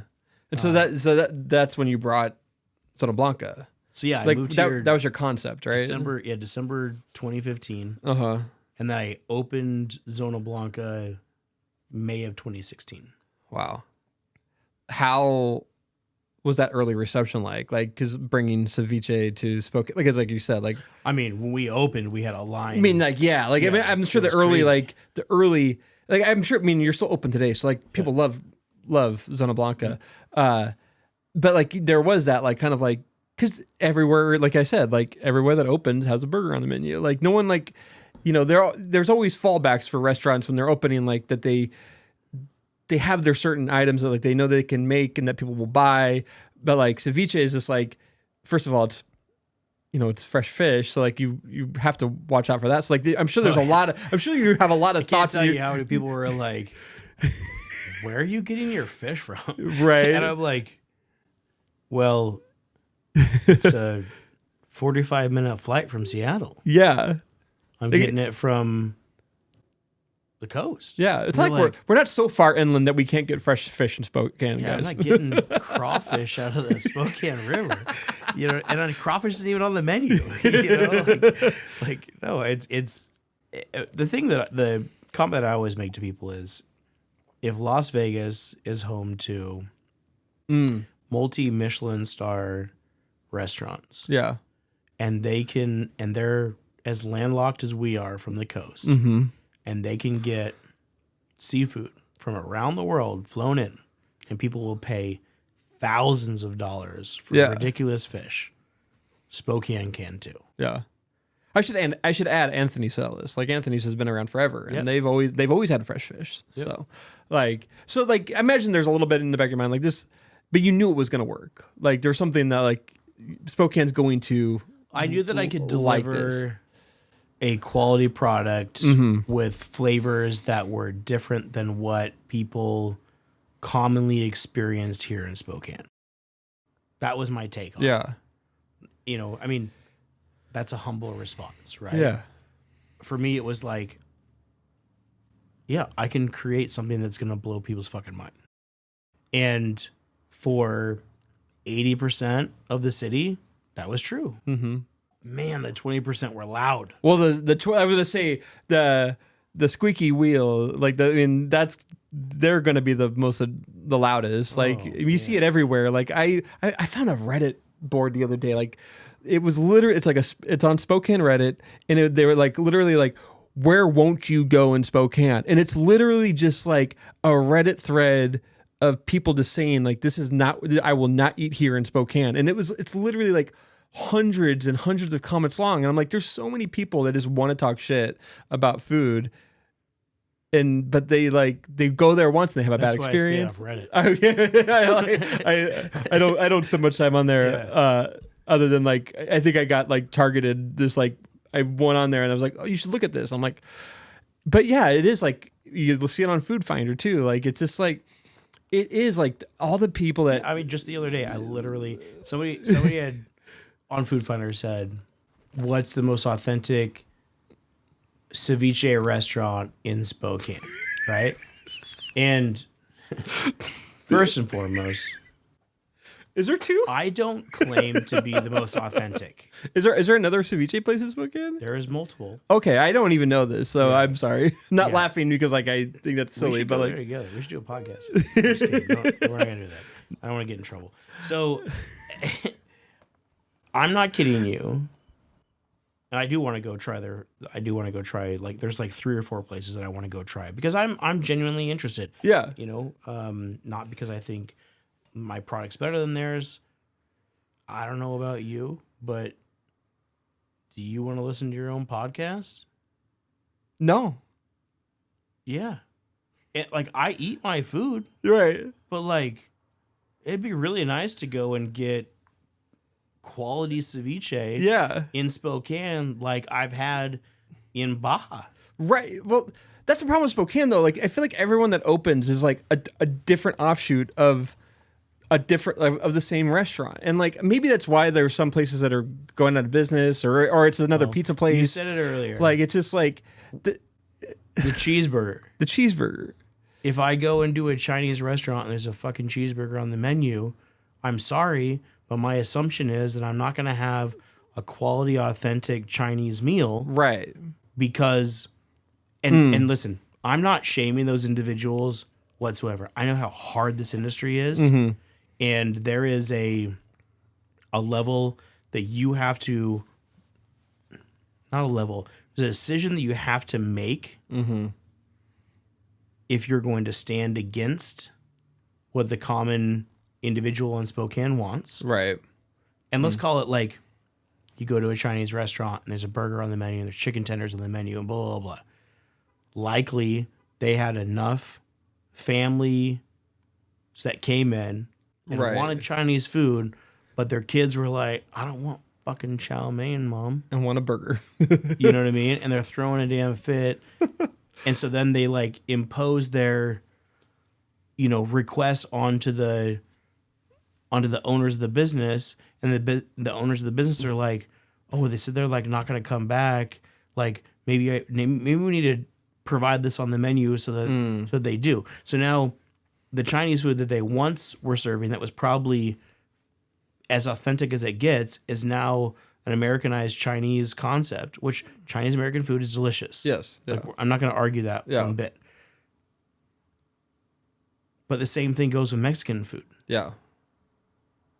Why are we toning down the flavor of things? Why are we eliminating the heat and the spice? I'm not saying that everything has to be spicy. But like if I come in and I want a nice salsa that maybe has fresh habanero in it, there's very few places in the city that will provide that. Right.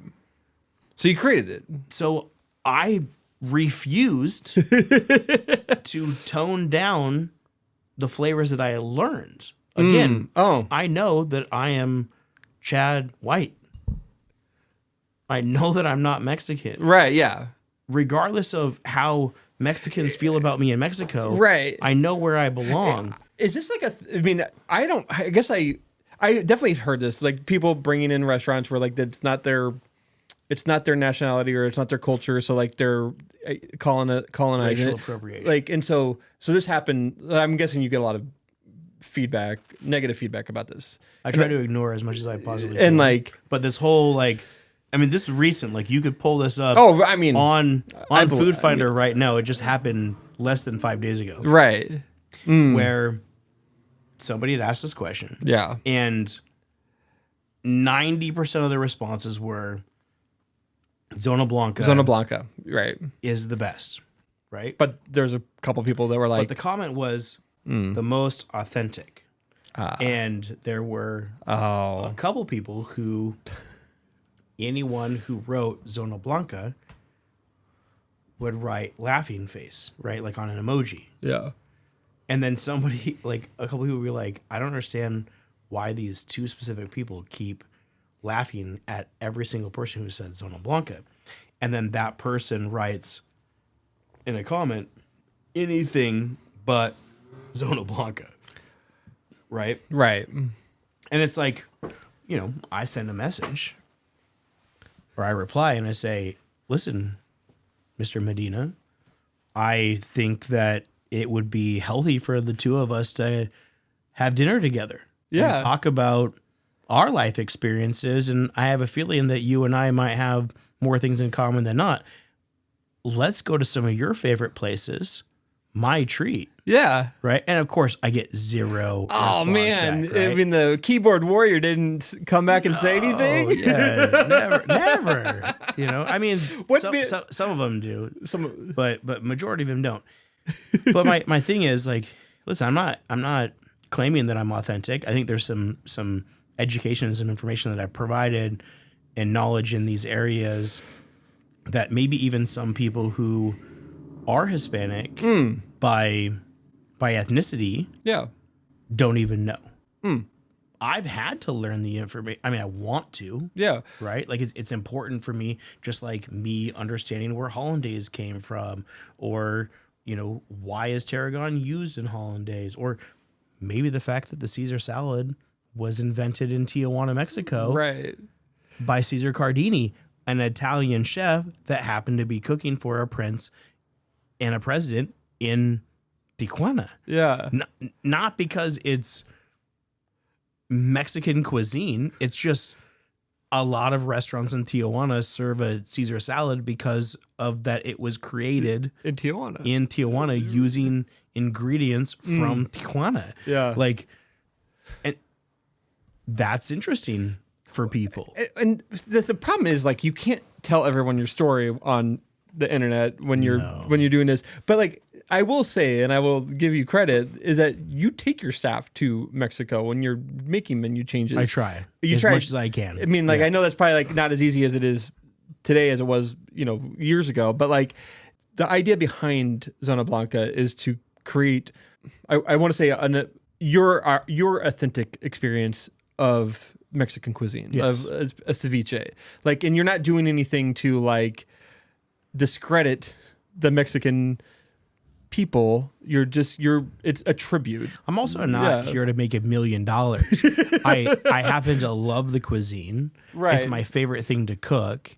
And if I wasn't a chef, I would still cook this type of food in my home, which I do in my home all the time. It's not like I'm like, oh yeah, I'm just going to cook French food when I go home. What is your opinion on like restaurants opening in Spokane that like they're trying to step out of the comfort zone of making a place? Like, because it doesn't, like, I feel like everywhere that it opens like doesn't really try to step out of that comfort zone. I mean, Adam tries to do it. He tried to do it with España, and like nobody went, and he closed it down. Like, and that has to be like, that has to be a sign to a lot of chefs in Spokane, and people who wanting to bring different types of cuisine to Spokane is a big problem. Opening a restaurant in general is an extreme risk. Right. Most restaurants don't make it 3 years. The risk is greater than the reward for most people. Mm-hmm.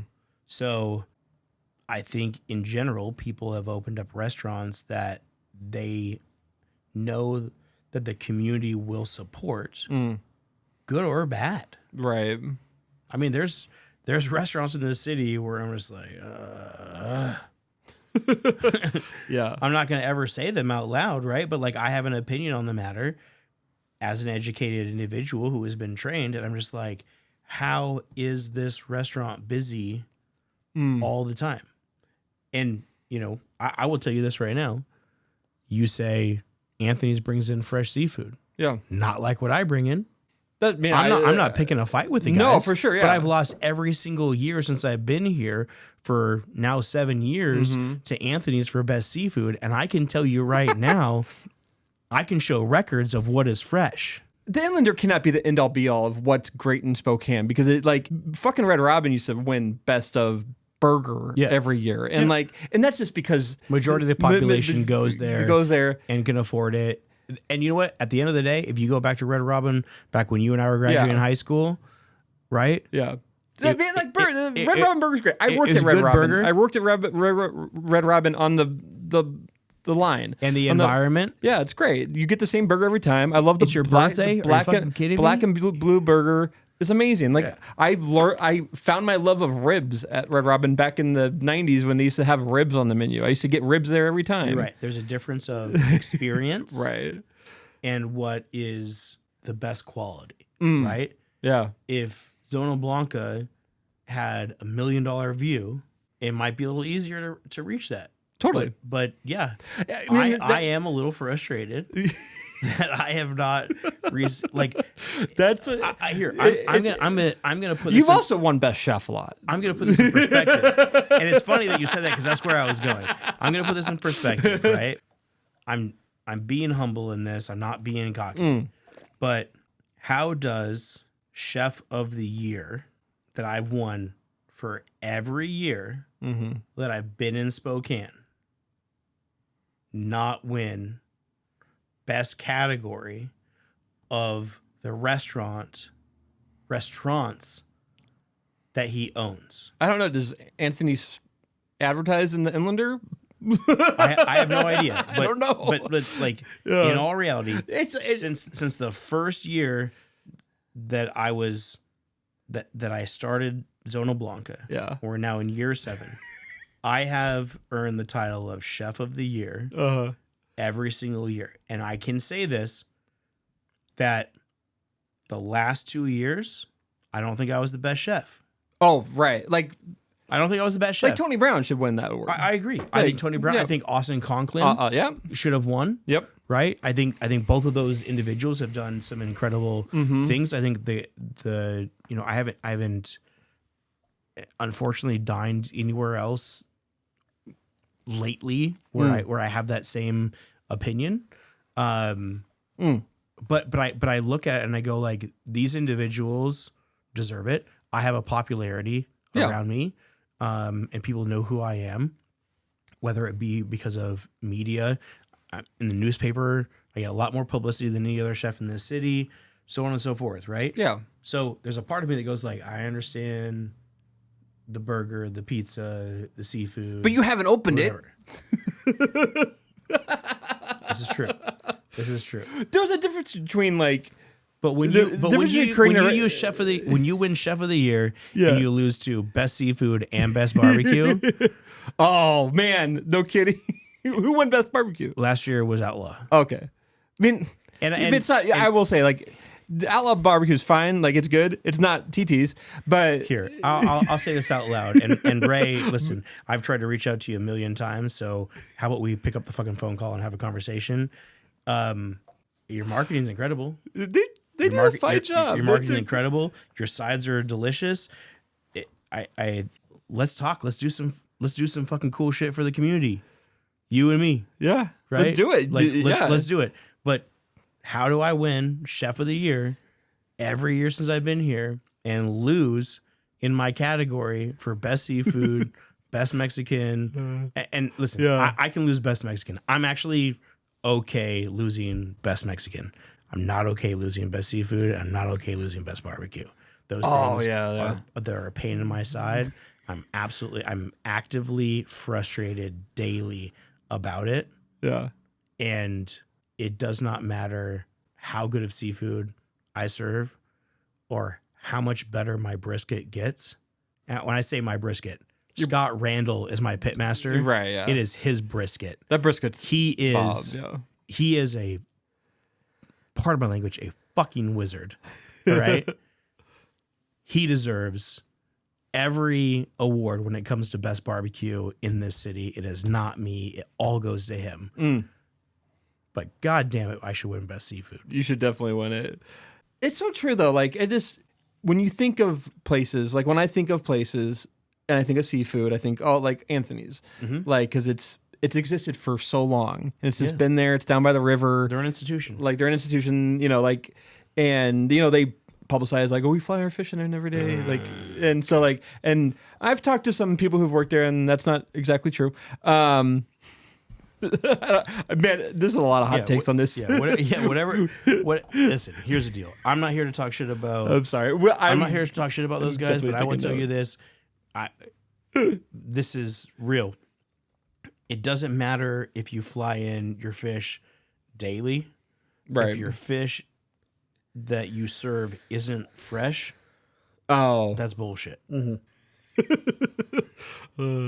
It's funny when we talk about that part of town, like, because Anthony's is right there, and then like the other place that's right across the river or catty quarter to it is Clink and Daggers.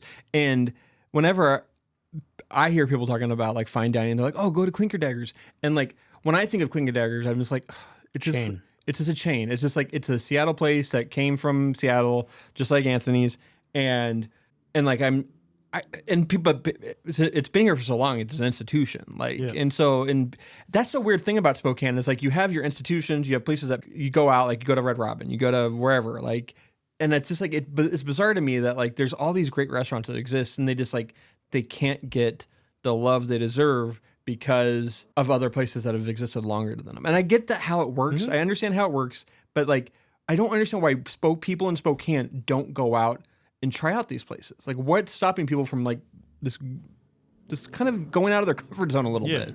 I mean, let's go back to Zips. Yeah, please. Why didn't I bring any? Zips is my favorite burger. Zips is not the best burger in town. Right. By even that's a fair point. Fucking long shot. But Zips is nostalgic for me. I will support it until the day I die. I like honestly, if I ever end up in prison, my last meal it's a Zips fucking double bacon cheeseburger, double bro. bacon. Like note this. Yeah. Like that's what I want. That's what I want. If I'm sick, I'm in the hospital, whatever, like that's what I want. It brings me absolute joy and happiness. This is the best burger in Spokane. Absolutely. Well, it's not even the top fucking 10. Yeah. It's a good fast food burger though. It's a great fast food burger. burger. I mean like I don't want to like shit on like people who are making burgers or pizzas in Spokane because there's a lot of people that do it great.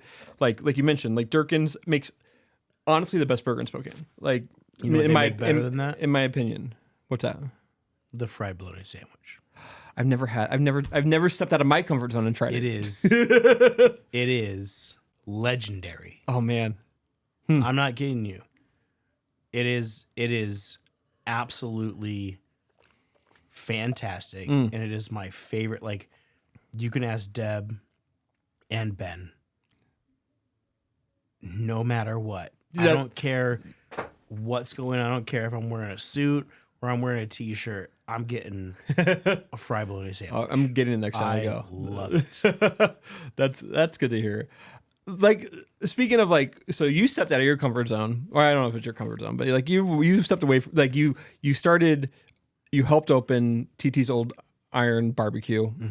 The brewery existed already in Steel Barrel. Like you were. That's where Travis and I met. Yeah. Okay. Yeah. And then you created a barbecue space out on Dish and Micah, and like.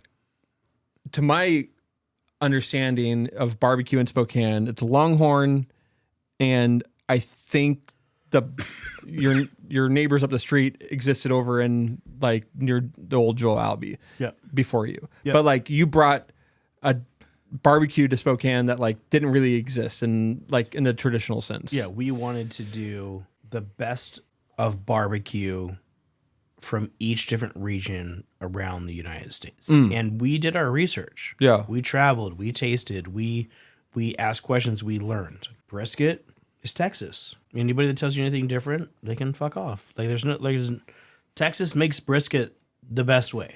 I've been to the original Salt Lick. I've never had it anywhere better. It's the best. Like if you're ever in Austin, don't go to Round Rock. Go to the you have to bring your own beer. It's so fucking good. I mean, there's a lot of great places in Austin. There's probably a ton of places. So you created this TT's Barbecue to bring all these different types of barbecue to Spokane. Texas and brisket, Carolina pork butt, Bama style chicken, St. Louis style ribs, Kansas City style ribs. Like, our turkey is, turkey is very prevalent here in Spokane. Yeah. We're not using any South Hill turkey in our meat. But it's actually, in my opinion, is the best protein on our menu. I love it. Yeah. I think we do that's the one. It's turkey for me and then brisket. But we've taken a lot of pride and attention. We built our own spice rubs that we sell with Spiceology. And as I mentioned, like my pitmaster, Scott Randall, I mean, he he lives, breathes, and sleeps barbecue. Yeah. And the poor guy, I don't think like he'll ever not smell like barbecue. He's a clean man. He smells like barbecue. Like he just like it's in his skin. Yeah. It's amazing. I love going to TT's. If I'm like, let's go someplace. We live in Millwood, and we live right. We can just hit right down Argonne. We drive right by Longhorn. We drive by the other place, and we go to TT. We drive by the other place. We're not saying Outlaw. I go to Outlaw too, but you know what? I'll tell you this right now. Outlaw has us by a long shot on our sides. Okay. Their sides are freaking good.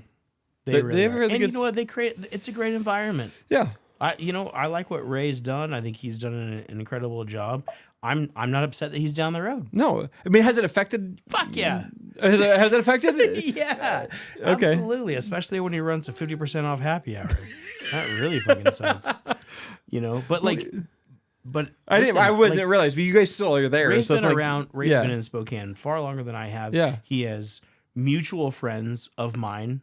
Like I haven't had a lot of time to spend with him specifically, but like I have close friends like Mark Starr that are close friends with Ray, and Mark is an institution in the city with Bloomsday and David's Pizza and all the things that he does for the community. Matt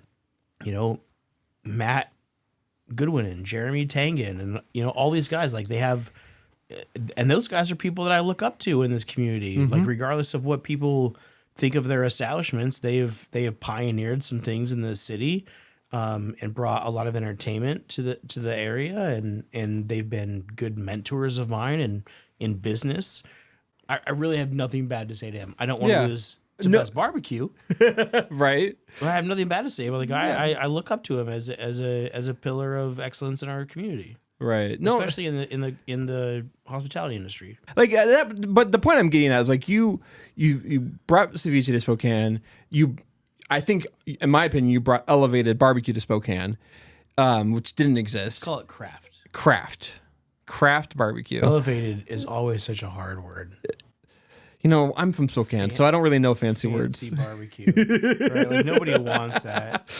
I shouldn't say elevated because craft is better because of cost. Because I'm not like, I don't feel like I'm spending a ton of money when I go to TT's. Like, well, we're not trying to rake you over the coals, right? I mean, we are trying to ensure that my partner and I can survive, for sure, which has been difficult the last 3 years. But that makes it hard when your neighbors are throwing 50% off happy hours and things like that. Yeah, that's fair. And our liquor sales are not like what theirs are. We're a brewery. Yeah, we have a giant overhead. We have a $700,000 nut that we have to pay off.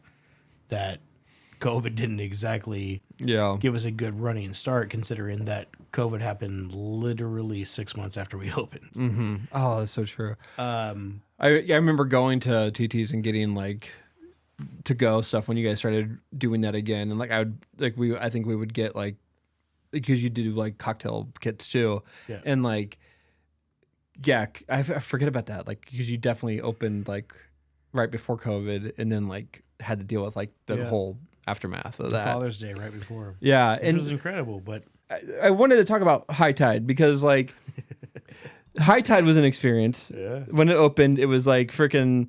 You sold out in hours, maybe less than hours, maybe 30 minutes. Yeah. Like you probably had enough people there to sell it out. Like anyways. Oh yeah, like if we had the product. Like when this concept happened, like, and you opened up your space in the, I don't even know what building because you're in the Skywalks. We were in the Numerica building. Okay, Numerica building. Like, it kind of caught fire, and everybody wanted to go there, and then like, but then the price of lobsters like went up, and like I'm guessing the overhead to run the business is like outweighed the reward. Well, I mean, so honestly, overhead had nothing to do with anything. Okay. I had negotiated really good leases. One thing I will say is Chris Batten from Rencorp Realty has been an absolute make a profit. He's always been about, I want the people who are in my spaces to be successful. I mean, to the point of like, he would come to me and say, hey, your rent's actually too high right now. Like, I talked to the partners, I want to reduce your rent. You're an anchor tenant, and we think this is best, right? Whether that is self-serving or not, as an individual is like, you're going to discount my rent for whatever reason that you have? Fucking thank you. Yeah. You know what I mean? Like, I mean, I feel like that type of that type of human being doesn't exist. Then Chris Brett, I've had the opportunity to sit in interview with him, and he cares about the city. He cares about the people that are in it. He cares about the businesses that open up within his like buildings, and like he really does want to create a space, or he wants to create a Spokane that has cool spaces. Yeah, exactly. Yeah. Like it's just like, and not everyone's like that. Not all landlords are like that. I mean, there are a lot of shitty landlords in Spokane too. Yeah. I mean, developers. Yeah. It's, real estate's interesting. Yeah, it's very. So you opened up that space, and like the response was amazing. Yeah, and so our overhead wasn't bad. Like, our overhead was actually the least of our worries. It was that, one, when we first opened, we had such an insane demand. I mean, people were skywalk to skywalk to skywalk. Oh, wow. I didn't expect, like when we opened up Zona Blanca, we had a line that went all the way down Madison and took a left heading west on First Ave. Yeah. That to me was like absolutely insane. And a lot of people just didn't want to wait. Yeah. And we weren't all ages either. So it made things hard. For sure. High Tide was nanners. Well, when you bring white people food, they're gonna fucking go crazy for it. Fair enough. Yeah, lobster. Oh my god. And then I was selling lobster rolls at $16 a pound. Yeah, which was ridiculous. My profit margin wasn't great. Right. Because I was trying to purchase the product, cook the product, process, take it out of the shell, break it up, put it into bags, portion it out, and then try to make lobster rolls as fast as I can. Well, I quickly found out like that wasn't sustainable. Right. So I had to contact my vendor, generate a relationship with a Canadian company that did Maine lobster, give them a proprietary information from a recipe for them to cook it exactly how I wanted them to cook it. Oh, wow. Negotiate how much purge would be inside of the product. Yeah. And then have them cook, process, package, add a salt solution, vac seal it, freeze it. Holy shit. And ship it. And it was only knuckle and claw. Yeah. I wasn't using any tail at all. Okay. Right? Because tail's more rubbery, right? I wanted to use the most part of it. And so it started out as like a great relationship, and they sent it over, and then we got into COVID. Yeah. And fishermen were able to really dictate what the dock price was, and it got real bad. And just like the U.S., Canada had a huge COVID surge, and things were very scary for the entire world. And so we started to see our prices rise. Yeah. And, at first it was a gradual increase, and then it was just like, boom. Astronomical. We went from like $219 for 12 pounds of lobster to over $1,000. Wow. For 12 pounds of lobster. The bread and the butter were nothing. Right. The rent was nothing. The new location that I got at Wonder Building? At the Wonder Building, like it like I wouldn't say it was nothing. Like rent was triple, but yeah, it was a good space. I was able to turn a profit, but as it like continued to climb, I had to start moving. I mean, part of the problem that a lot of restaurant owners don't make a mistake in is actively watching how prices fluctuate, and we'll see them do like big spikes. You know, like we're about to come into Super Bowl season. Yeah. I'm going to have to buy 30 cases of chicken wings. Right.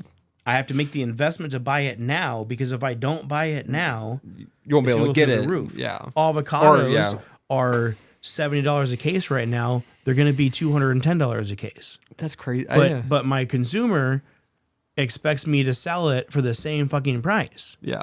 Because they're not going to understand it. It's not a world like, and I can't expect them to understand it either, because it's not a world they live in. I guess like the transparency of it's difficult, because you can't just like, you can't be out telling everyone this all the time, because like, I mean, you would tell them if you could tell them, but like, it's just like, it's hard to like, to communicate to the average patron. And I feel like a lot of people who experience it, or like talk to people that are in the industry, they start understanding it. And like, that's why like, I will give a benefit of the doubt to every restaurant that I go to that raises their prices. And but then you're going to get your Karens, and you're going to get your dicks. Like, you're just going to get people that are like that. Like, how do you deal with that? Like, you just deal with it. But it's like, hard. It's hard. I mean, because I just feel like there's so many of them in Spokane. They're just loud. They're just very loud. It's not that there is like an extreme amount of them. They're everywhere. But like, the people who have an opinion that they feel that they need to share publicly are typically the ones who are the loudest. Yeah. And the people who can hide behind their keyboard, Yeah. we know who we call them, keyboard warriors, they tend to be vicious. Because there's no consequence to their actions. Right. Other than like a rebuttal. Oh, shocker there. The chef was pissed off that I called him a fucking piece of shit and that he's ripping people off. Like... Yeah. It just, if they care, there's nothing to win there either, too. It. Like, they're like, I imagine the few times you come in contact with those people, like, there's no winning that argument anyways. Like, it's just like, you kind of have to deal with those people. Very few chances to win it. Yeah.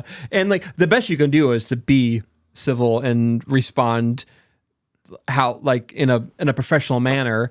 And so I guess I don't have to deal with it too much, but like, it does come up every once in a while, and I just and I hate it. It's really the worst feeling of being a public person. So one, I always want to make sure that I was most educated in the topic that I was having a conversation about. That's a good point. So if an individual was talking to me about, I don't understand why these lobster rolls are so expensive, blah, blah, blah, then I would be able to, and again, rarely would I have, I mean, during high tide, I had a lot of people. So I felt like I was spending a lot of time defending myself. Yeah. Well, that's why I'm bringing up high tide, because I feel like during that time of having high tide in Spokane, like, it was polarizing only with the fact of how much the cost of it. And then, do like, you want to know what the craziest part? There's only two parts. Yeah. There's only two times where it became nasty. Oh, yeah. Okay. What were those? When I charged $16 for a lobster roll. Yeah. And when I charged $37 for a lobster roll. Right. For two different reasons. Okay. $16 was, the barrier of entry was low enough for people that really couldn't afford to have a $16 sandwich to purchase a lobster roll. And they had an opinion on why it was so expensive. When I started selling lobster rolls for $21 a roll, nobody said shit. Right. Up until I hit mid-30s, then the middle class was like, what the fuck? Yeah. Right? But I would have people who could afford $37 a lobster roll, which, by the way, during Christmas, I had lobster rolls on the menu because I had a holiday party. They wanted lobster. I had more lobster than they needed.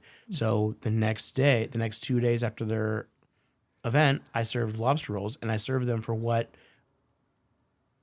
for the industry standard of food costs that restaurant should abide by. Right. Right. I wasn't earning a ton of money. It was just following an industry benchmark. $36. Not one person complained about the price of $36 lobster roll. You know what the difference between the $37 and the $36 was? People are sitting down and getting served at my restaurant, not walking up to a counter, regardless of how nice it looks. Yeah. And getting a lobster roll to go. Yeah. I was gonna say that was the biggest. That probably has to be the biggest difference, right? At $16, I was fucking devil. What was the entry? Was that $16? $16. That's when you started as. Yeah. Okay. And because like I remember hearing it from like they're like, got to go try this like, but it's $16, and I was just like, well, it's fucking lobster. Like, what do you guys fucking expect? Yeah, and right now you can't get a burger outside of a fast food restaurant for under $16 in this city. No, and people aren't saying shit. Yeah, I have a friend who owns a burger joint in Spokane, and he has to raise his prices regularly because of the cost of the services he provides. And like he makes a really good burger, but it's just like people just it's like that. How communicating to people like that is just like it's so difficult, and like with your active clients who come on a consistent basis, like how do they deal with it? Like, 'cause I feel like you have to deal with that on a regular basis, but like, and you're going to get your regulars who complain about it, like, but then they understand it. How do you explain it to them? I have at Zona Blanca, my regulars don't complain. Okay. Yeah. They love that what we do. They're excited about it. They think that we're appropriately priced. Right. TCs, we have some regulars that do complain about prices, but they're more interested in drinking beer and getting nachos at the bar. Right. Right? Yeah. Not bad people. Yeah. They spend more time in our restaurant than the people who actually come in and dine. Right. So their opinions become more detailed the longer they sit there. Right. Right. The more beers they have. Yeah. But beyond that, I feel like, I mean, how do you survive? I want to know, how do you survive like this? Like, cause like you make great mentally? restaurants. Like, I don't know if you like, do you? I mean, like in Spokane right now, I feel like everything, I care often too much. Like, cause like the problem with being nice and caring is people don't give a shit about that. And I've experienced enough in this industry, like in podcasting and helping people make podcasts. So like, if you give them a dollar amount that like is outrageous, they're like, well, I'm just pricing myself out. And then like, I just can't exist anymore. And so I'm like, okay, well, I'll bring my prices back because like, obviously that's not going to work for people in Spokane. Yeah. And so like, and as a restaurant owner, like you have to deal with that on a consistent basis, and it ebbs and flows. And like right now it's probably ebbing more than it's flowing. And well, yeah, we're headed towards a recession. Well, we're in a recession. We're in denial. We're in a recession already. and like but we're going into an election year soon. There's all kinds of things that are going on. We just had a huge sway in politics in our own city. Right. I think people are conscious about the money that they're spending. Mm-hmm. There is a very small percentage of population in the city who are not concerned about it. But majority of the people do. They're picking and choosing. I mean, tonight I had, I'm not immune to struggle. Right. Right. I had my server reach out to me on my drive here. Hey, I've only had one table since 2:30 p.m. This is out on Liberty Lake? This was Liberty. When I left Liberty Lake, we were busy. Oh, okay. But like when I came downtown, I had to drop some things off at Zona Blanca. We had a couple at the bar. That was it. Yeah. Right? My server messaged me when I was driving down there. Hey, we've only had one table since 2:30 p.m. Do you think that we should close early? Right? And now I'm conflicted because I'm like, I want to be the place that stays open regardless of the amount of people that walks through the door. But I also know that I have 4 people on staff right now, so I can provide the best possible service that I can. Mm-hmm. so that when an individual that does walk in has an expectation when dining at a Chad White restaurant that it's going to be absolutely outstanding, regardless if they're full staffed or understaffed. Do I send my team home and shut my doors and lose the opportunity or potentially lose a customer because our doors were shut when we said we were going to be open? Right.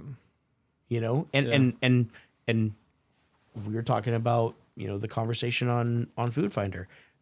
There was a gal that came in and dined recently, and she had a terrible experience. And after her explaining her experience to me,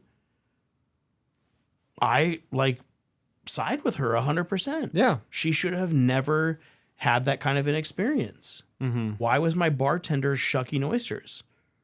Well, because my chef was busy doing something else. Yeah. Because we were undermanned. We didn't have a dishwasher. We just had one cook on the line working, and we had one bartender, and the bartender is acting as a server and the bartender in a bar where we specialize in mixology. Oh man. And it's like, what do you do? Do you close the doors to prevent any more bleeding? Right. Because we're not making money right now. From now until March, every penny that I earned in 2023, which I am now using to float my business until April, when the weather gets better and people have now are going back outside again. And I feel like this is an important story to tell, especially for businesses downtown, because it is a thing. Like, it's just like the seasonality of downtown is a thing. And then also like the mix of people downtown, there's a lot of people aren't coming downtown. And like, there's a lot of reasons to it too. and there's a lot of, we have people who don't feel safe. Right. Right. And I have two opinions on that. It's amazing how many people who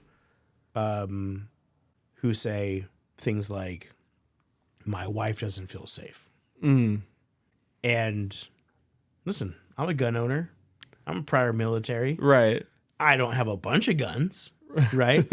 I also don't carry. Right. I don't feel the need to do it. Some people do. But it's funny how the people who feel the need to carry feel Not the safest. Obviously, we're not going to solve the problems of the world right now. And like, but what I think the core of all of this is like, businesses like yours need to exist in Spokane, and they definitely contribute to the fabric of what makes Spokane unique. And I think what I like, getting to the root of it, and like why I think what we got on this conversation is like, how can we better support these businesses? And the only answer is to go and support it. And you don't have to spend all your money there either. Yeah, no. Stop in, have a drink. Yes. Have an appetizer. Spend some time there. For sure. I'm not asking you to be somebody who walks in the door and spends $150 in my restaurant. Right.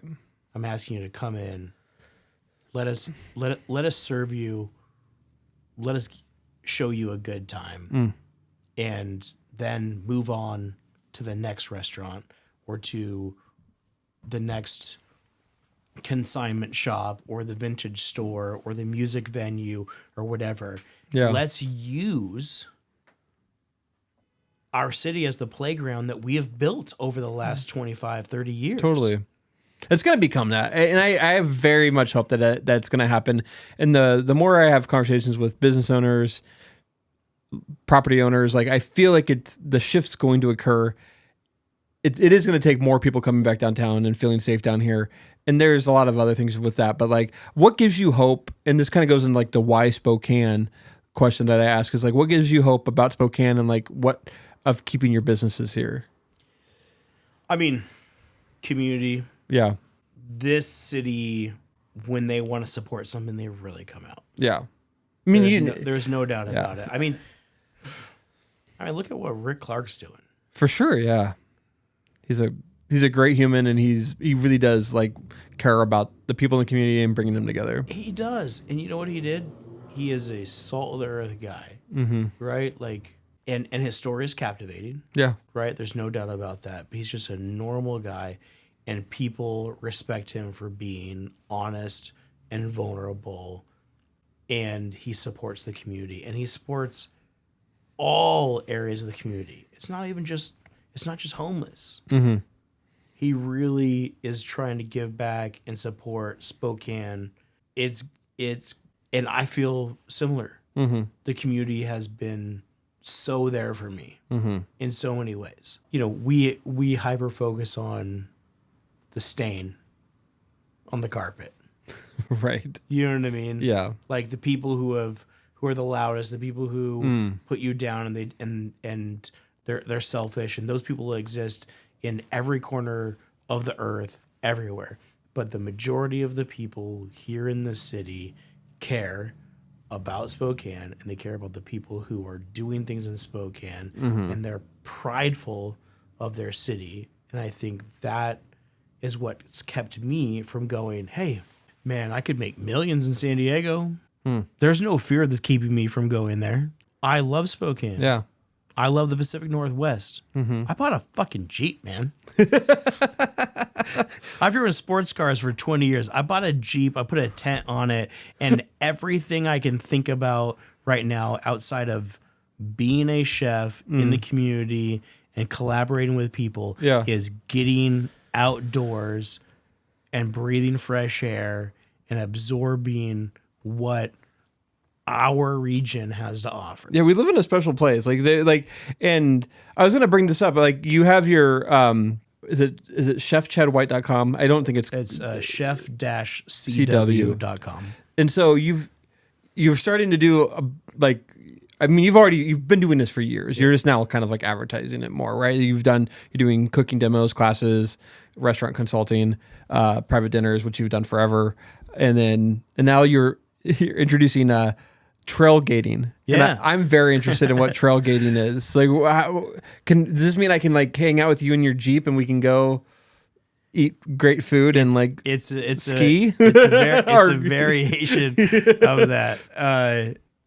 Ultimately, you know, I found I wanted to blend my love for the outdoors with my love for culinary arts and cooking over a live fire and being connected with the wilderness and people all at the same time. Yeah. And so tailgating, if you go to a Wazoo game or whoever you support, there's an energy around it that is like really exciting. Yeah.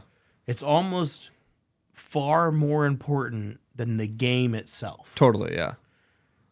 Well, camping when you're with a group of people feels like a vacation. Totally. Now, if you can imagine paying for a dinner, receiving a coordinates